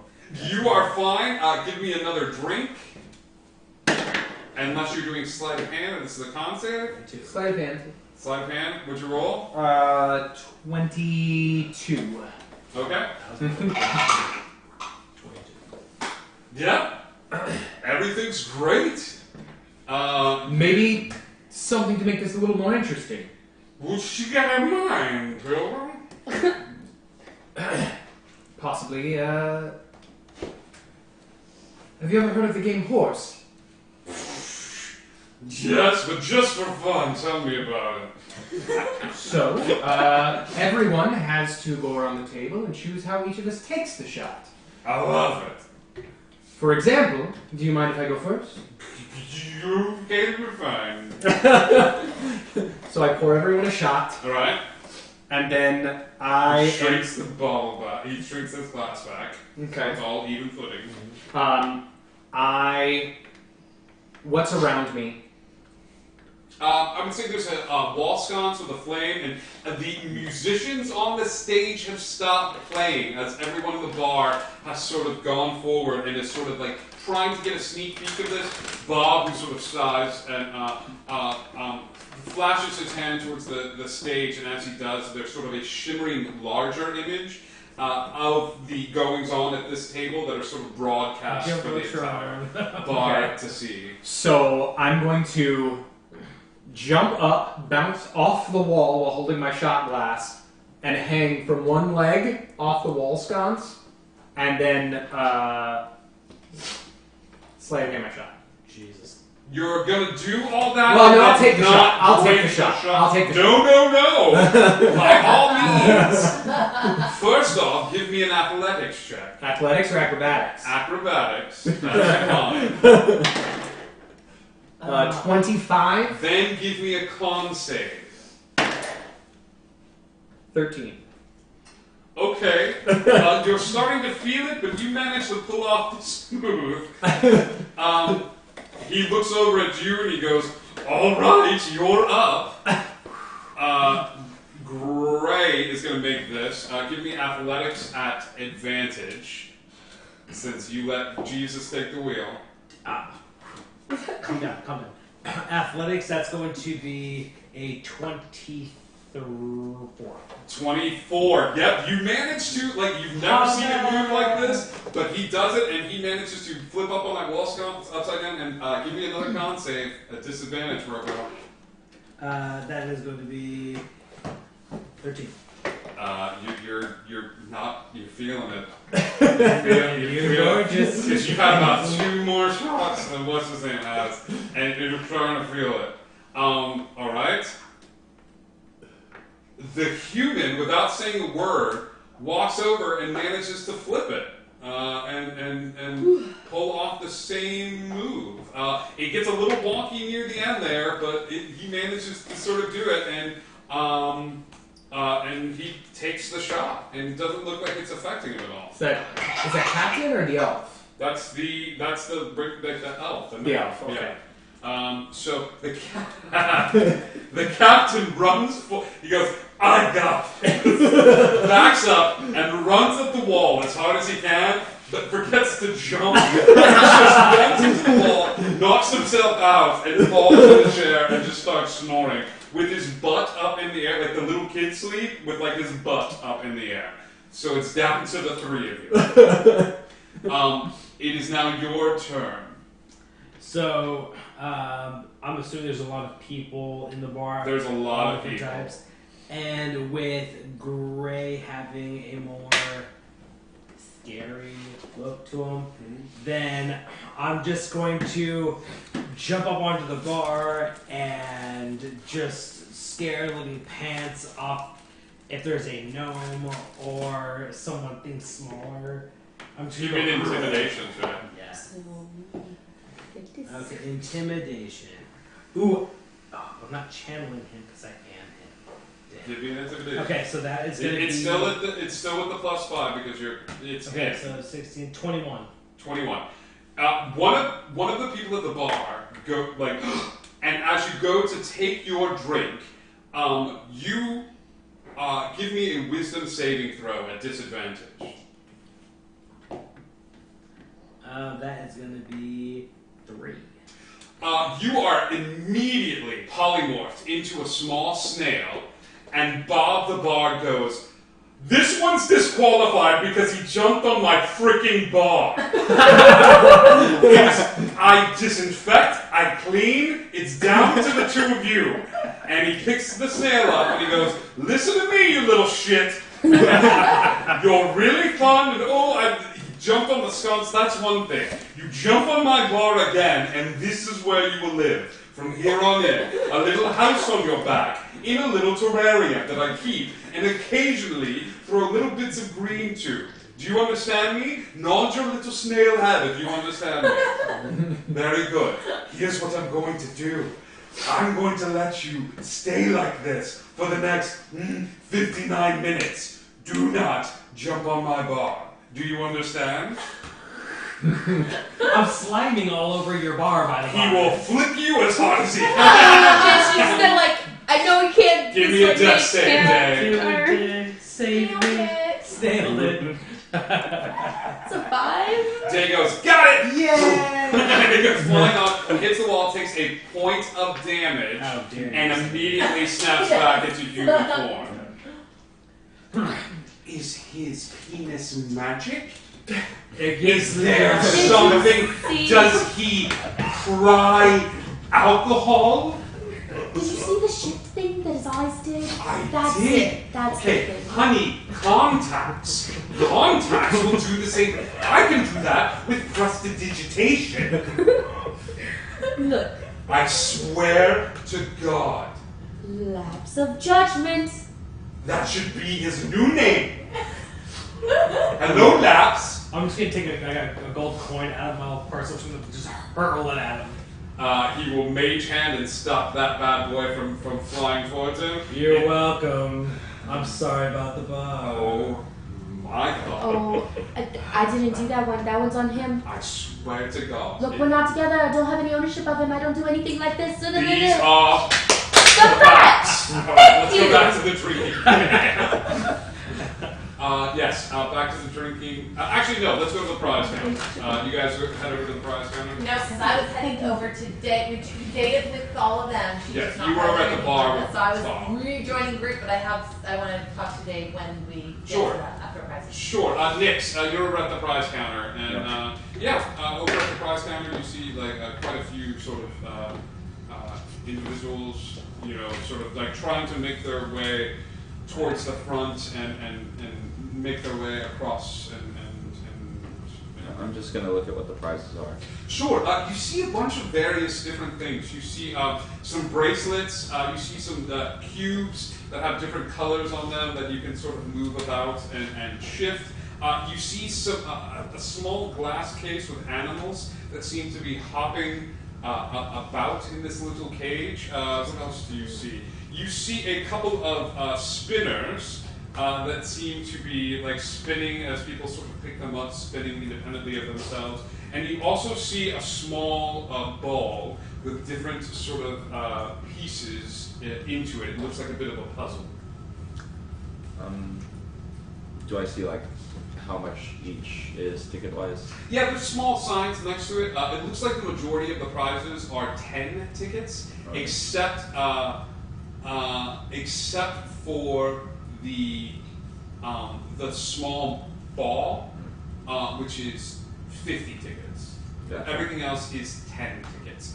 As you look at the small cage, you see that the cage is also filled with animals. Those little like hopping animals, and those are 100 tickets. Gotcha. Alright, well, I'm gonna go find more tickets then, because I sure don't have enough for anything. Sure. You sort of head over, and as you make your way about, you see various games and sort of things spread about. Think a general arcade. Any game that you can sort of imagine a sort of spread. I'm just gonna find something mindless, like a spinning wheel or something that just like... Stop the light on the spinning wheel? No, just like a spin a wheel. Just like super simple. Just Okay. Yeah, you find one of those spinning wheels that sort of like basically gives out like one ticket, but if you hit the jackpot, like the jackpot is 100 tickets, and it's just one of those sort of mindless like. And I'll mess around with that for a bit. Spin. Okay, how much gold are you pumping into this thing? If it's about one ticket and the prizes are about 10, I'd probably go 5 times just to get the minimum at least. Sure, you spend 5 gold, so mark 5 gold off your inventory. Roll the d20. Okay. Roll it 5 times. Okay. I need to know what's his emotional. What did you get? That's only on the first one. Oh, damn it. Yeah, you're like, I'll plug some into this. As you hit the button, it lands on the jackpot space, and you get 100 tickets. Yeah, I just clicked there. Yeah. Okay. Take for You gold. head over to the prize counter. There is a surly sort of old man who seems to be falling asleep at the counter. And then the half-orc sort of comes over and he's like, break time! And sort of like knocks the guy over and he's like, oh, hey, what's up, man? Hello. Whoa, you got the jackpot! Yeah. First time? Yeah. You know what we call that? No. New person luck. New beginning the luck. Yeah, that sounds Beginner. right. Yeah. Beginner's pants. No, I got nothing. Hey, cool, 100 tickets! I'm not really familiar with what these prizes are exactly, though. If you could explain them. Oh, hey, have you met Falrin yet? Yes. So apparently when the gods start coming through, he's been all over the place. But Falrin found this weird thing where he can channel little aspects of gods that don't even live here. And he took them and he congealed them down into little tiny things. And yeah. And so these are little aspects of gods. Okay. What are you interested in? You want my suggestion? Sure. He reaches over to the glass tank. He reaches over to the glass tank and he takes out one of the little animals.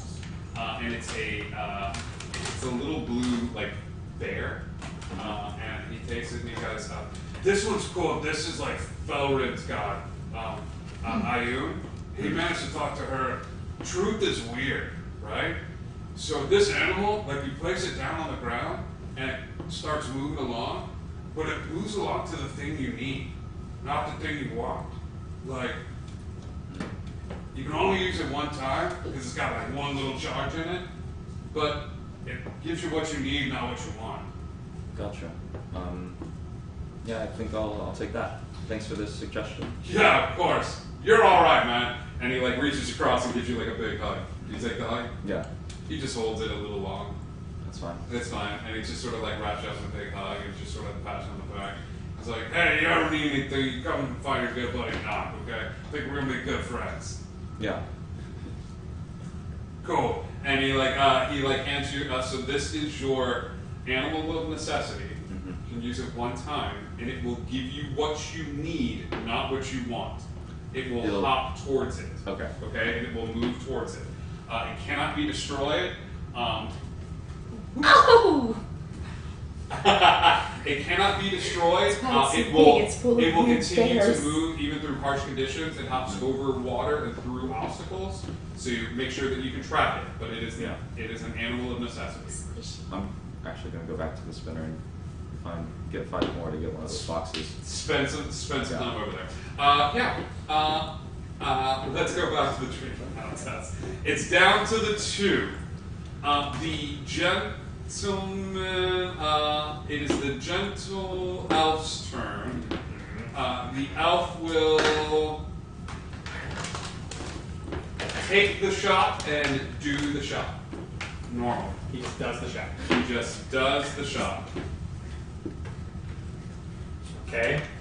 So I will take my shot. Okay.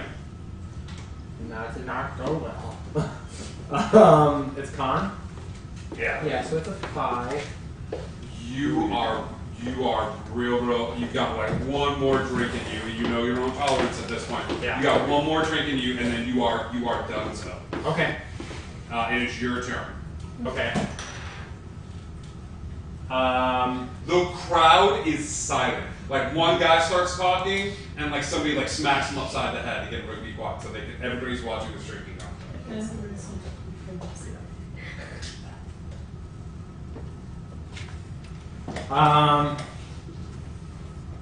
I didn't get your name. He does not say anything. It's only customary to introduce yourself in a game of skill.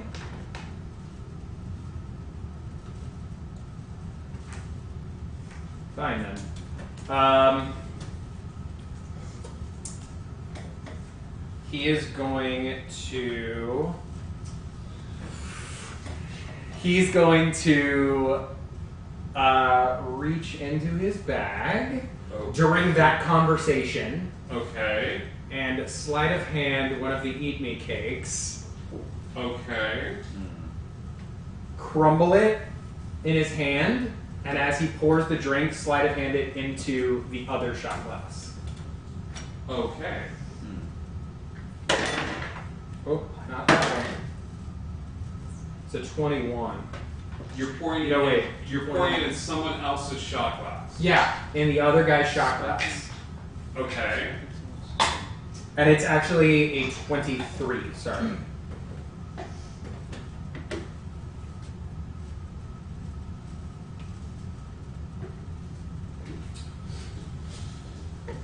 The 23. Yes.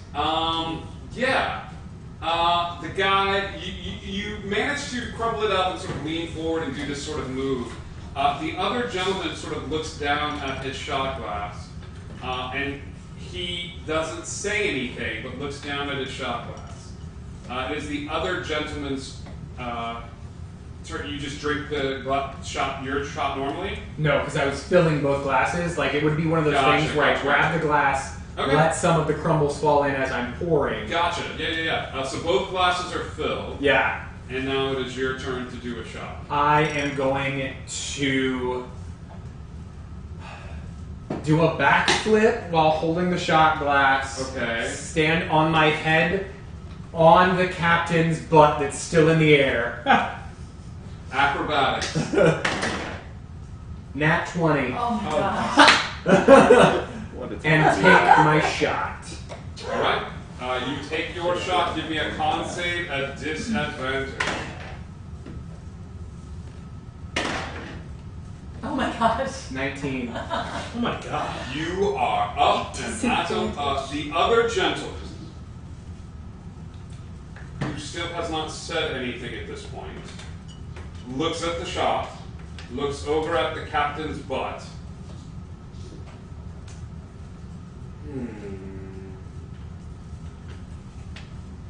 And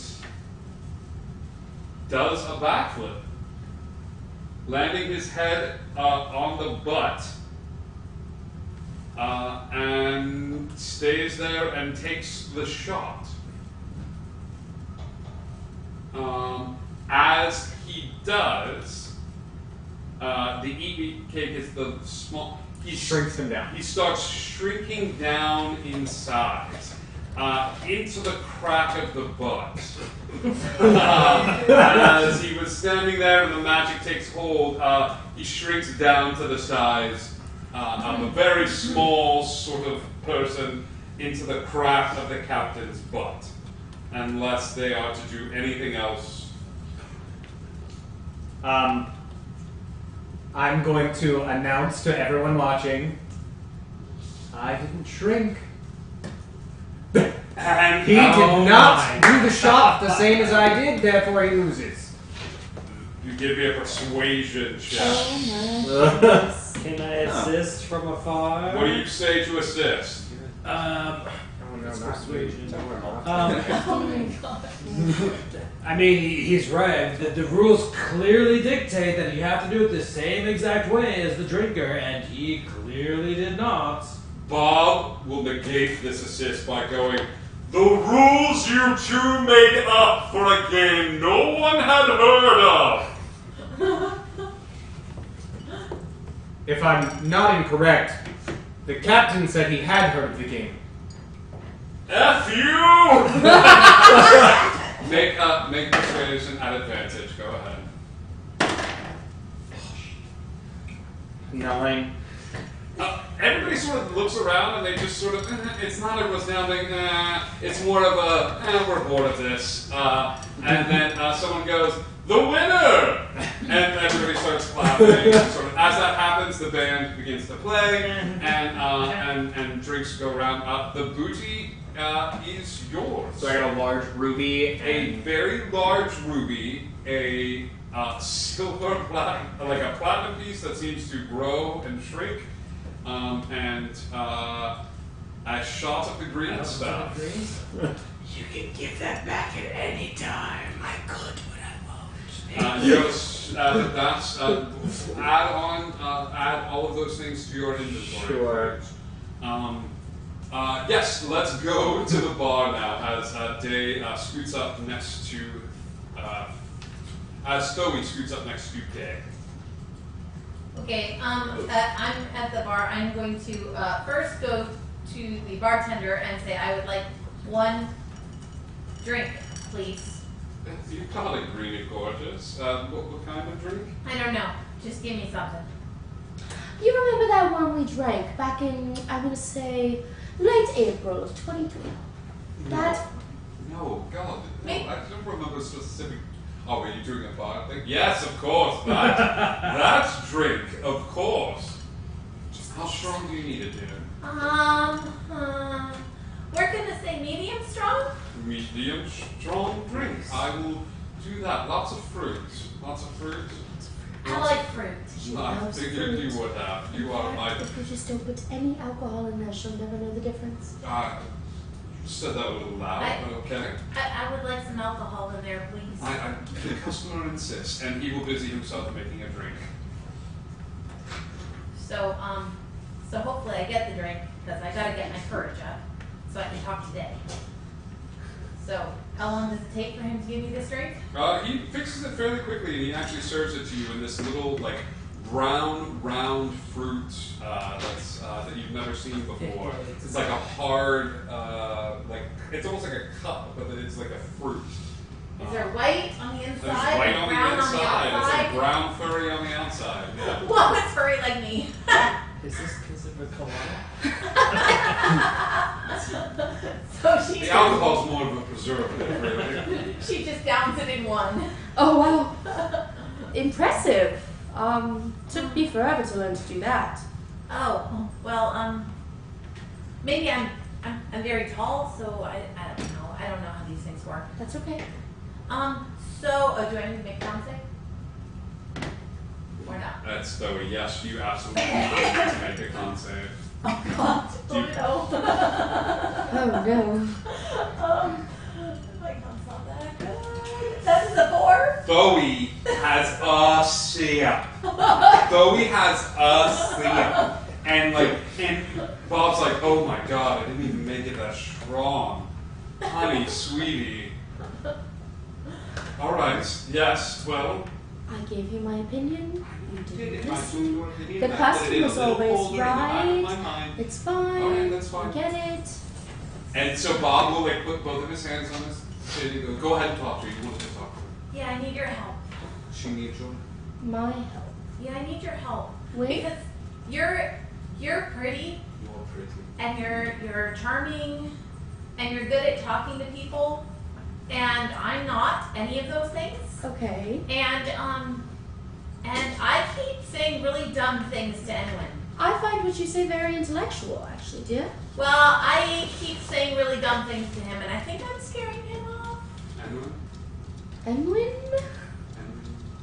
The plant man. Got it. Yeah. He's the one who's in the shirt but there's no shirt. He's very green and very good for plants. We're waiting. Wait, are you asking her how to talk to boys? Well, it's not dumb when you put it that way. Are we? Maybe, like, she can No. help me be like, No. she's so pretty and. Are you asking her for a makeover? Gosh, To I'm read embarrassed. do a montage of a makeover? This is Bob's favorite thing. It's my favorite thing. I think he's a little jealous you didn't ask him. Well, I didn't know him, to be fair. To be fair, that's true. I will adopt you. You are one of mine now. Is this how you got so close to the purple girl? Yes, it is. Wait, the purple girl? I will take you shopping. There's a purple girl. Oh There's a no. purple girl with wings. We will not speak of it at this moment. Okay, so at this point. I think we just need to address the elephant in the room here. Is there an elephant too? Because I feel like you're putting this on her from your last. I'm sorry. Probably I'm sorry. I'm sorry. Continue. Okay. I feel like I butted into this conversation. No, it's okay. Just giant. Continue, please. Well, now I don't even know what to say. I mean, Light I blue think- dress would go good with the green. I'm sorry. I don't Continue. disagree with you. All right, fine. We could also Wait, put I your have hair in her- braids. We could put our hair in What braids. if we put it in two braids and then we wrapped it around and then we gave her the Flowers, flowers we to just stick flowers, together? we And then what if we did this? May I have Oh, another drink? Papa! May I have another drink, please? Yes, you may. And he goes over and starts mixing drinks. And he looks over and he's like, everyone else sitting in the bar, everyone and like moves and scoots them off to the side. And he basically sort of hurries them off and sits you right next to her. And as he's hurriedly making drinks, he's like, I know someone, team them up. We can go there tomorrow morning and we can shop around and we can get your background attention. It's very good. I also know a good fertilizer guy if he's into that sort of thing as well, if he needs that. But Yes. until then, Yes. there are many things one can do to attract a plant-based man. Do you have a lot of experience at this? I can't say that I do. Okay.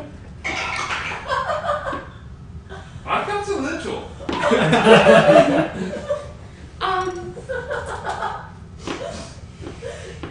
Men are very simple, dear. Excuse me. You need very few skills in order to attract them. Well, so far I don't have any of those skills, Okay. so a list might be helpful. I was getting to that. One, patience. Oh. You need a lot of patience. You have a lot of patience? Oh no. Okay. No, none at all. I was confused. But if you have the remaining things, they'd see right past. Alright, got it. The other So is patience.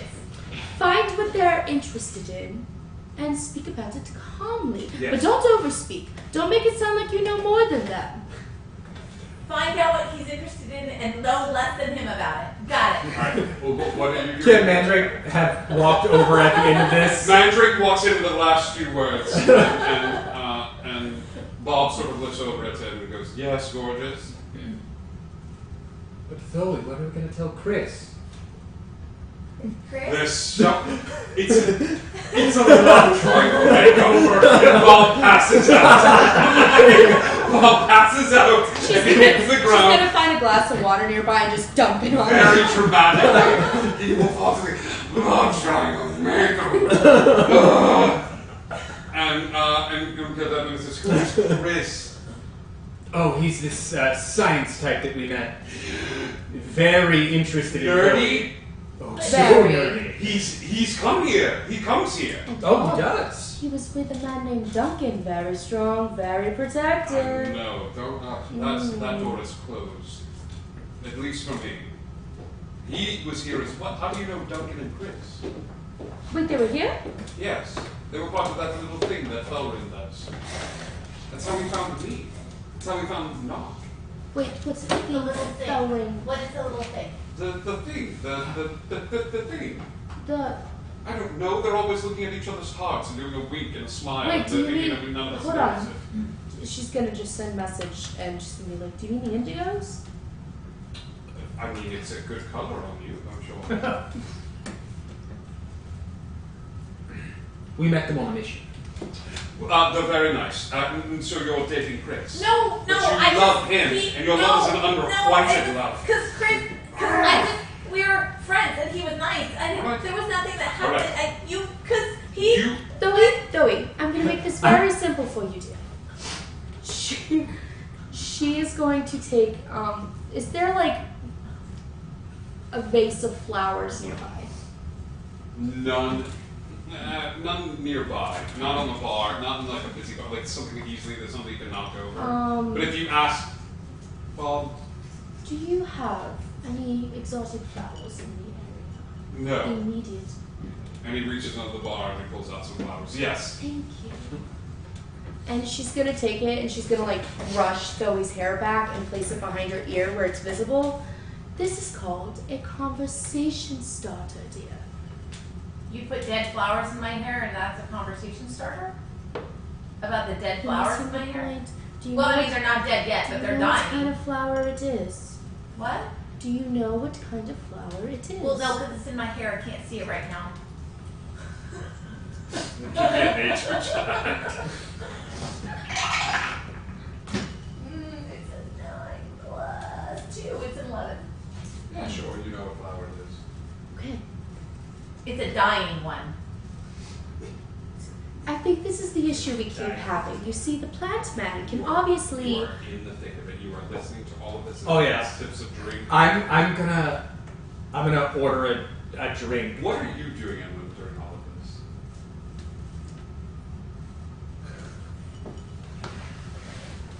Do you want to private message me?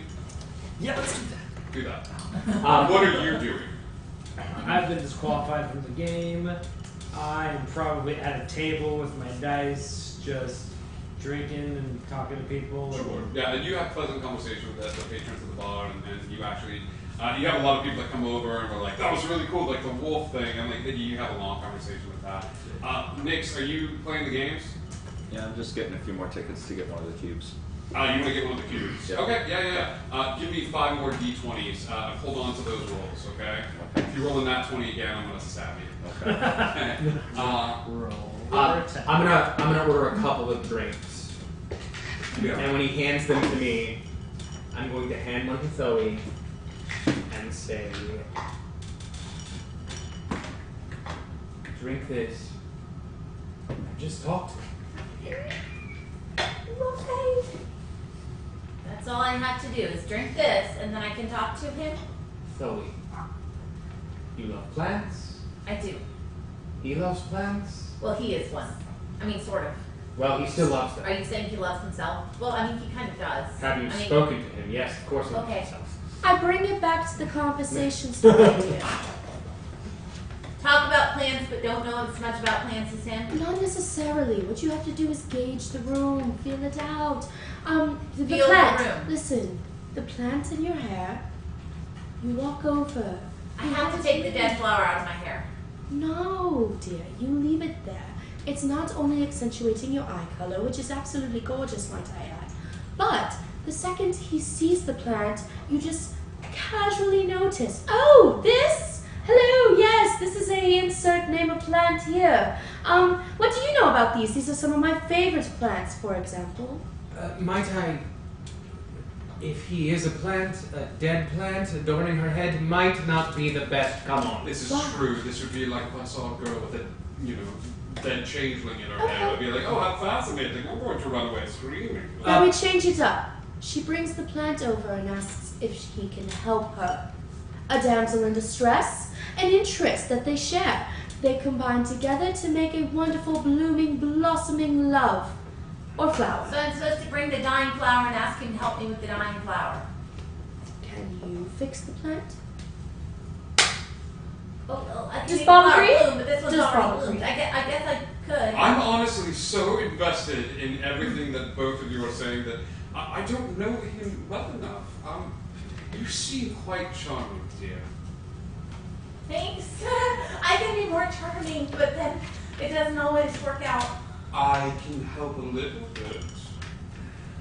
he will sort of like scan the bar and look over towards the stage. He goes, oh my god, and he will shift his arms and they start playing like softer music by the stage, and he adjusts the lighting so that it kind of lowers a little bit, and he goes, are you ready? Are you ready? Are you ready? And he grabs your hand. He goes, tell me you're ready.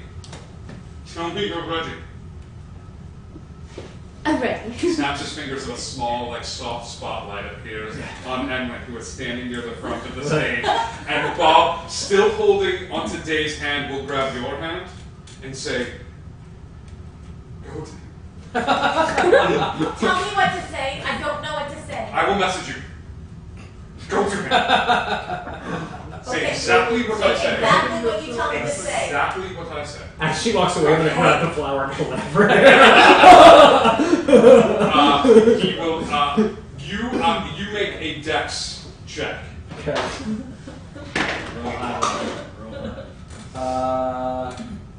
Sorry. 17. You go to grab the flower out of your hair, and you feel a smack on your hand. And Bob looks over at you and goes, you're cute. You're not that cute. I want to see how this plays out, and I picture it, the flower in my head. It's either going to be very sweet or hilarious. You start hearing a song playing softly over the speakers, something about in her eyes, as it starts playing and sort of vibrating around the room, and you make your way towards Enwin. She makes her way and she tries walking in a slightly. Dear, it looks like you're having a seizure. Stop it. And just walk over to the plant boy. Say. So now she stops and she's walking very rigidly so that she's not moving much at Oh all. my god, it's still an improvement. Keep walking. Jay's gonna lean over. Are we gonna do that thing where we can't hear them, and so we're gonna talk like we are them, but we actually aren't them, and then we're saying what happened? Yeah, well, no, I'm actually messaging her right now. Oh, that's just fun. Wait, what if I message him? No. Oh, no, that's not how it works. But get in on this conversation, like send her things to say as well. Okay. The first thing you're going to say is, you look handsome under these lights. Hi, Enwin. Hello, dear. That wasn't the first thing she said, though. You look handsome underneath these lights. Thanks. I'm not sure where this light actually came from though. Or why it's on me. Maybe you just attract light? Say something about photosynthesis. No, don't say How it that. works. Don't say that. Don't say anything about photosynthesis. Say, what do you think of the flower in my hair?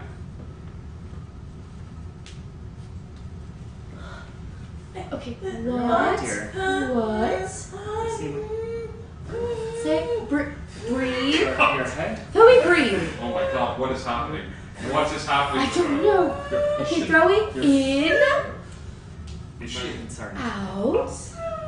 I'm gonna. What do you think Is this a big of enough the flower? that she's making at this point? You get perception checks. You sit at the table and you don't know if she's hyperventilating or having an asthma attack. Oh, that's not a crease. That's cool. Okay. Perception? Perception. 19. Though he's in danger. She's breathing weirdly up at the front near the stage, walking with that.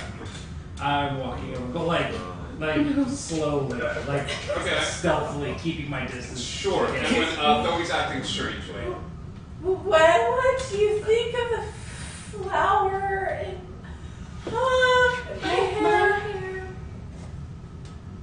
I don't think it belongs there. They No. don't grow in hair. I don't. I think it's dying. It's probably dead at this point. But are you alright, dear? You sort of seem like you're also dying. I don't think so. Oh my god, she's dying. Mandrick's gonna cast fog now, but like a low-lying fog that just like fills the ground. Oh my god, you're adorable. Are you seeing me? Fog cloud that was underutilized spell. Really, honestly. I felt this way for a long time. Seriously, are you seeing anyone? Things are very complicated right now. That's okay, I love complicated. Chloe, ask him to dex. Chloe, ask him to dance.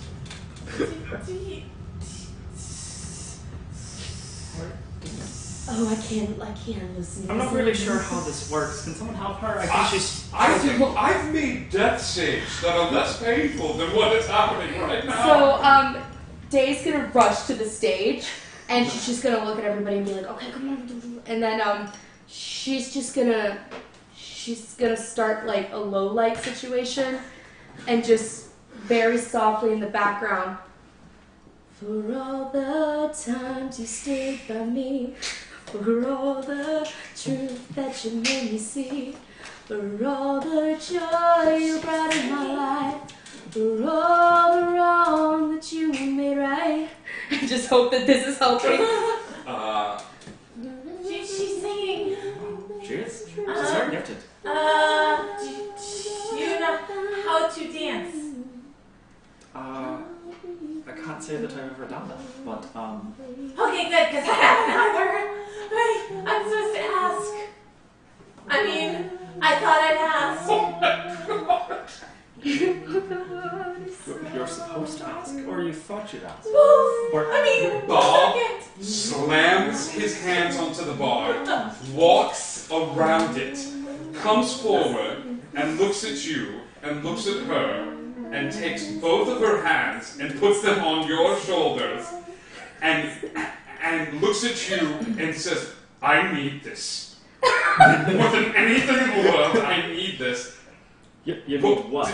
You need to learn how to dance in the club. It's a custom here. Okay. And he places your hands around Chloe's waist. Oh my gosh, can this be the most middle school thing ever? It's That, like, you left rigid, enough uncomfortable, room and for the awkward. Holy Spirit. The room for Jesus. You're making room for Jesus, and he just starts swaying you back and forth, and then goes back to the bar and just sort of sits there with his head in his hands, so it's just sort of watching the two of you. This to see you want to dance. Do you ask that to Oh, him? He goes, no, I'm having too much. I feel like a lot of people are watching us. I also feel like that. Should we get out of here? And without an answer, dimension doors upstairs. Perfect. The two of them are upstairs, and Bob goes, just so we're getting to the good part. And as soon as that happens, she's gonna, like, switch gears. Get up off of that thing! That's what you feel, man! Give me a performance check. Oh my god. 16. People start dancing. Everybody just starts like shaking their club. Felrin even comes out of the workshop and is like, "Is Dave performing today?" and runs over. Yes, Manager. So with the fog and the distraction of the dancing, and now this, Mandrake's gonna do a little shot. Deal should shut. Oh god! Yeah. Yes. Picture at 300 to change state and reward the moment. You made me the exact quote. This is so beautiful. Please, there is anything the fate can do to reward this moment. Wait, what happened? I assume I'm rolling a sleight of hand. Yes. Who are you targeting? Whoever looks the most distracted. Bob looks distracted. Okay, not Bob. Okay. I would swing by Captain because he's unconscious, Mm-hmm. and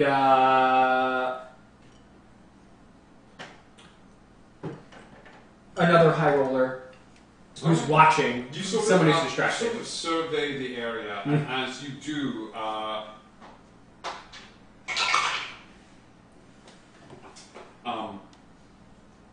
Bob sort of looks over at you, and he goes, "Free advice? Getting a lot of that lately. Go on. I'm very good at dishing it out." And he will hold a hand out to you. He'll put his hand out.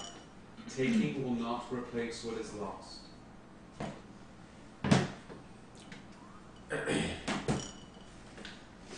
And if you steal from my club, I'll have to kill you. And I don't want to, because you're very cute. And I would like to have drinks with you, and spend some time getting to know you. And I have a thing for people who are broken. It means I want to fix them. 1, overshare. to... Welcome to me. Hope you like oversharing. We're oversharing that. Fine, I won't steal anything else. Perfect. Other than hearts. That's fine. Can I loot the captain now before I go? You already did. He has nothing. His butt is in the air. But hey, he reaches down below the bar and puts a flower in his hair. He's like, ask me about the dead flower. It didn't work on Edmund. It's not going to work on It me. was worth a shot. Nix, what rolls did you get? 11, 9, 17, 15, 1. Yeah, you managed to get a few more tickets. You even out to 10. Yeah. Yeah. And you head up to the prize. Yeah, I'm grabbing one. And Nock is kind of shaking his butt to get up off of that thing and just sort of like jamming out a little bit. And he goes, hey man, welcome back. Did you jackpot again? Not this time. But, That sucks. I got enough for, I think, one of those boxes. Oh yeah, you want the Loki cube. Yeah. These are weird. Okay, so it's a whole bunch of like different colors, right? But if you mix up the colors and hand it to somebody, they'll be distracted for a little bit. Like, they gotta make like a wisdom save to see if they're gonna be, but like, you just kind of hand it to them and then they kind of get lost in the moment for a little bit. But it's for like when you're talking to somebody absent-mindedly. Now, if you're fighting them or they really want to talk to you about something that's really important, that's not gonna work.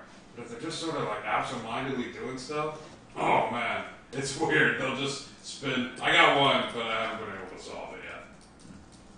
All right. There you go. Here's the Loki cube. Thank you. You're welcome. Okay. Give me a tell Oswald to give me a character. Who does he want to reward? Alright, well, he probably heard that anyway, but I'll Yeah, say I texted him too. Alright. So the two of you, I almost want to save this for the next episode and just see where the two of you end up, unless he picks you. You guys have a very pleasant night. It is a night of like drinking and frivolity, and a night that you need after the events that happen.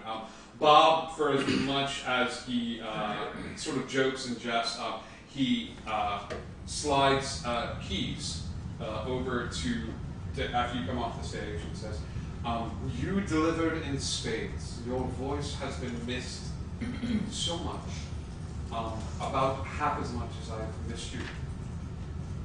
So." Welcome home. It's yours as long as you need it. And I know we're in a bit of a transitional period, but Felren insisted that you stay the night. He's probably pulling an all-nighter, and we'll have more information for your blue-haired friend. Okay. She's gonna grab the keys and she'll be like, how much more time till the bar closes? Oh, sweetie, you're staying here. The bar doesn't close. What are you, new? Like, she kind of has this, like, kickback to her about performing, and she's super excited. So, she's just gonna look at him and be like, one for old time's sake? I would, and as he says love to, a small creature hops onto the bar. It's like a little white sheep that seems to walk towards you. And he goes, you hear a voice behind you go, huh, I guess it's you, kid. She's gonna turn around. Before you is a turtle, rather large. Looks feminine in feature. And she has a pair of drumsticks at her side. And as she looks over at you and cocks her head, she goes, I need to talk to you. Okay. I think my God wants me to talk to you. Because apparently you're what I need, not what I want. Your God. How do you feel about death? Defied it many times over. I already don't like you. It's okay. I'll win you over. Jabba will extend a hand towards you. We go back to Thoe and Anwin, who have vamped up to a portion of the place they haven't seen before. They're in the. Anwin, you were aiming for the area that we took the slide to. Unfortunately, the layers are not on top of each other. This is a separate building, and the slide takes you somewhere else. As you sort of vamp up to what you think is the second floor, you are actually on the roof of this building. And before you is a star-filled sky. And you and Thoe are there. And it's a beautiful scene. And Thoe, you're still sort of holding hands with Enwin after he grabbed it and sort of transported you to the top.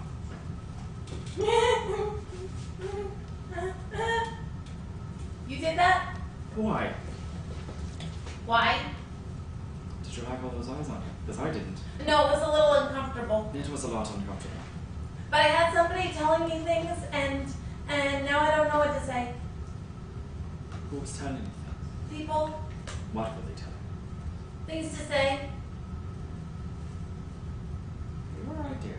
No, I'm a little nervous and awkward, and I want to be more like Day. There's... Okay, What? Oh, she's way less awkward than I am, and she always seems to know what to say. Oh, and she's really pretty, too. She's certainly brightly colored. But in my experience, bright colors tend to be dangerous. Oh, because in the world of bright colors in the world of plants attract pollinators, so that's good. But they also say that they're poison, dear. Well, some of them are, yes. That is true, too. You know so much more about plants than I do. That sort of comes with the territory of being a plant. You're so smart. I'm not sure. There's a lot I don't know. I'm sort of out of the elements here, if you understand. I would say that we're totally in the elements here. Oh my god. That's true. Oh my god. But, Oh, I'm lost again. well, I think we're friends. Oh, I didn't mean literally lost, I meant figuratively lost, or maybe literally lost in what to say, because I had something to say. It was kind of funny, but then I didn't have anything Actually, else to follow it with. I have something for you. I think, and he starts going through his backpack, and he pulls out the book on plants. This was in here, and I think you could actually use it. Oh. Wow. Have you been reading it? You know, forgive me for being a little bold, but I don't think there's anything in there that I don't know. Oh. So I guess if I had a question, I could just ask you, huh? That's probably true. So I really don't need the book, do I? That's true also. As long as I've got you around. Put the book away. There's a little latch that opens up front up of the ceiling, and you see a beleaguered-looking Bob that sort of like closes his hand and cancels the locate object spell, and goes, "Oh, yes, there you are. I've not been looking around. Congratulations, you won the raffle." The raffle. Yes, it's a thing that happens all the time. And you won the raffle. So here. And he will hand you a small, what looks to be like a seashell. It looks like a little seashell and it's attached to like a little chain. And he will hand one to you and he will hand one to you. Okay, what does it do? These are very special. They allow you to communicate with one another. They're earrings. Unfortunately, there's only the two, so it means that anytime you need to ask advice on plants, or anytime you need to talk and get away when in a crowded space, the two of you will be able to do that. Well, that's nice. Can you put it on? Sure. Okay. Edwin does. It's wonderful. It's just really nice. Testing. That's weird. I just heard that. You said that's weird, and I just heard it in my head. Oh my god, what have I done? And Bob will walk away. As he does, he will sort of look at the two of you and sort of wave his hand, and as he does, two bedrolls sort of appear on there, and he goes down the stairs, and there's a. And he'll wave his hand again, and then snap his fingers, and then wave his hand again, and then there's a table, 2 chairs, and a bottle of champagne. And he goes back downstairs, and he runs back up, and there's a vase full of the flowers that you had in your hair. And he goes, I'm wasted. and heads back down the stairs. Because he keeps giving me dead flowers. I don't understand it. I don't understand a lot of things. The two of you spend a pleasant evening sort of looking at the stars, and I imagine the two of you sleep on the roof and sort of continue to talk through the night. Sure, I'm gonna scoot my sleeping roll thing to an appropriate amount of space because this is a little awkward. Give me a strength saving throw. Oh, you're feeling really sure, huh? That was an 18 minus 1. You scoot over and you feel it start to tug back, and then you manage to sort of plant your feet, and there's a, and then yeah, it stays where it is. Well, the two of you spend some time together. As everyone goes to sleep for a long rest, you go to sleep that night. Everyone going to their rooms. Is everyone staying? Is anyone sleeping in bunking up for safety and things of that sort? Is it? You've been given individual rooms, but if you want to, you can. I have a feeling that being drunk again, I'm probably just gonna be passed out on the bar, just empty myself and just like pass out like on top of it. You take out your coins and you throw it on the table in front of you. You actually, Knock comes over and he's like, "Oh man, it's okay, buddy, I got you." And he carries you up to your room and sort of lays you on the bed. Yeah, you start taking your stuff off and throwing it on the table. And as you do, you reach into your pocket and you don't remember this being in there. There's a big ass. There's like a. It's not a big ass book, but it's like a journal or it's like a book or something in your pocket. I'm probably too drunk to like really grab at it. So you get out, you like look at No, it, this is great. I don't remember what this is. throw it on the counter next to you, and you don't remember getting it. You must have gotten it somewhere. I don't know. Yeah, but yeah. As you throw this journal down onto the bed next to you, that looks eerily similar to the one that day was missing. You'll have to talk and try to remember this in the morning, but not quite. Everyone settles down for a long rest. Mandrake, is there anything that you needed to do with your night? I mean, he probably wouldn't sleep in the room. He would go try to find an open space to sleep. Okay. Something without walls. What are you looking for? Just something open to the sky. Yeah. So he wouldn't sleep in a room. Got it. Bob will be like, "What are you looking for, sailor?" Something under the stars. I think I can arrange that. Thank you for all of your help tonight. You're welcome. Oh my god, you're polite. This is new. Thank you.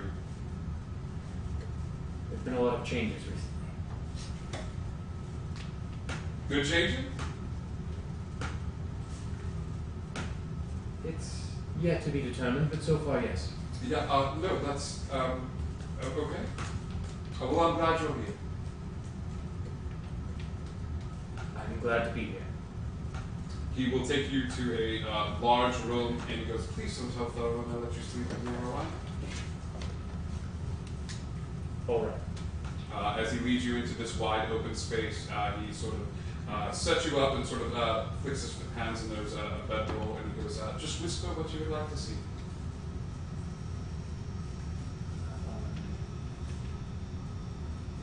The sky above to know. He sort of cocks his head, and as you whisper the sky above to north, the ceiling of lights, with a very similar scene to laying on the roof of your home. And it is the quietness, and it's the soft sounds of the insects native to that area. And he walks towards the door, and you hear a message, and he goes, "My room is the 3 doors down. If you need anything at all throughout the night, seriously, and it's 3 doors of it's a gold handle on the door." Could you take this to Grim?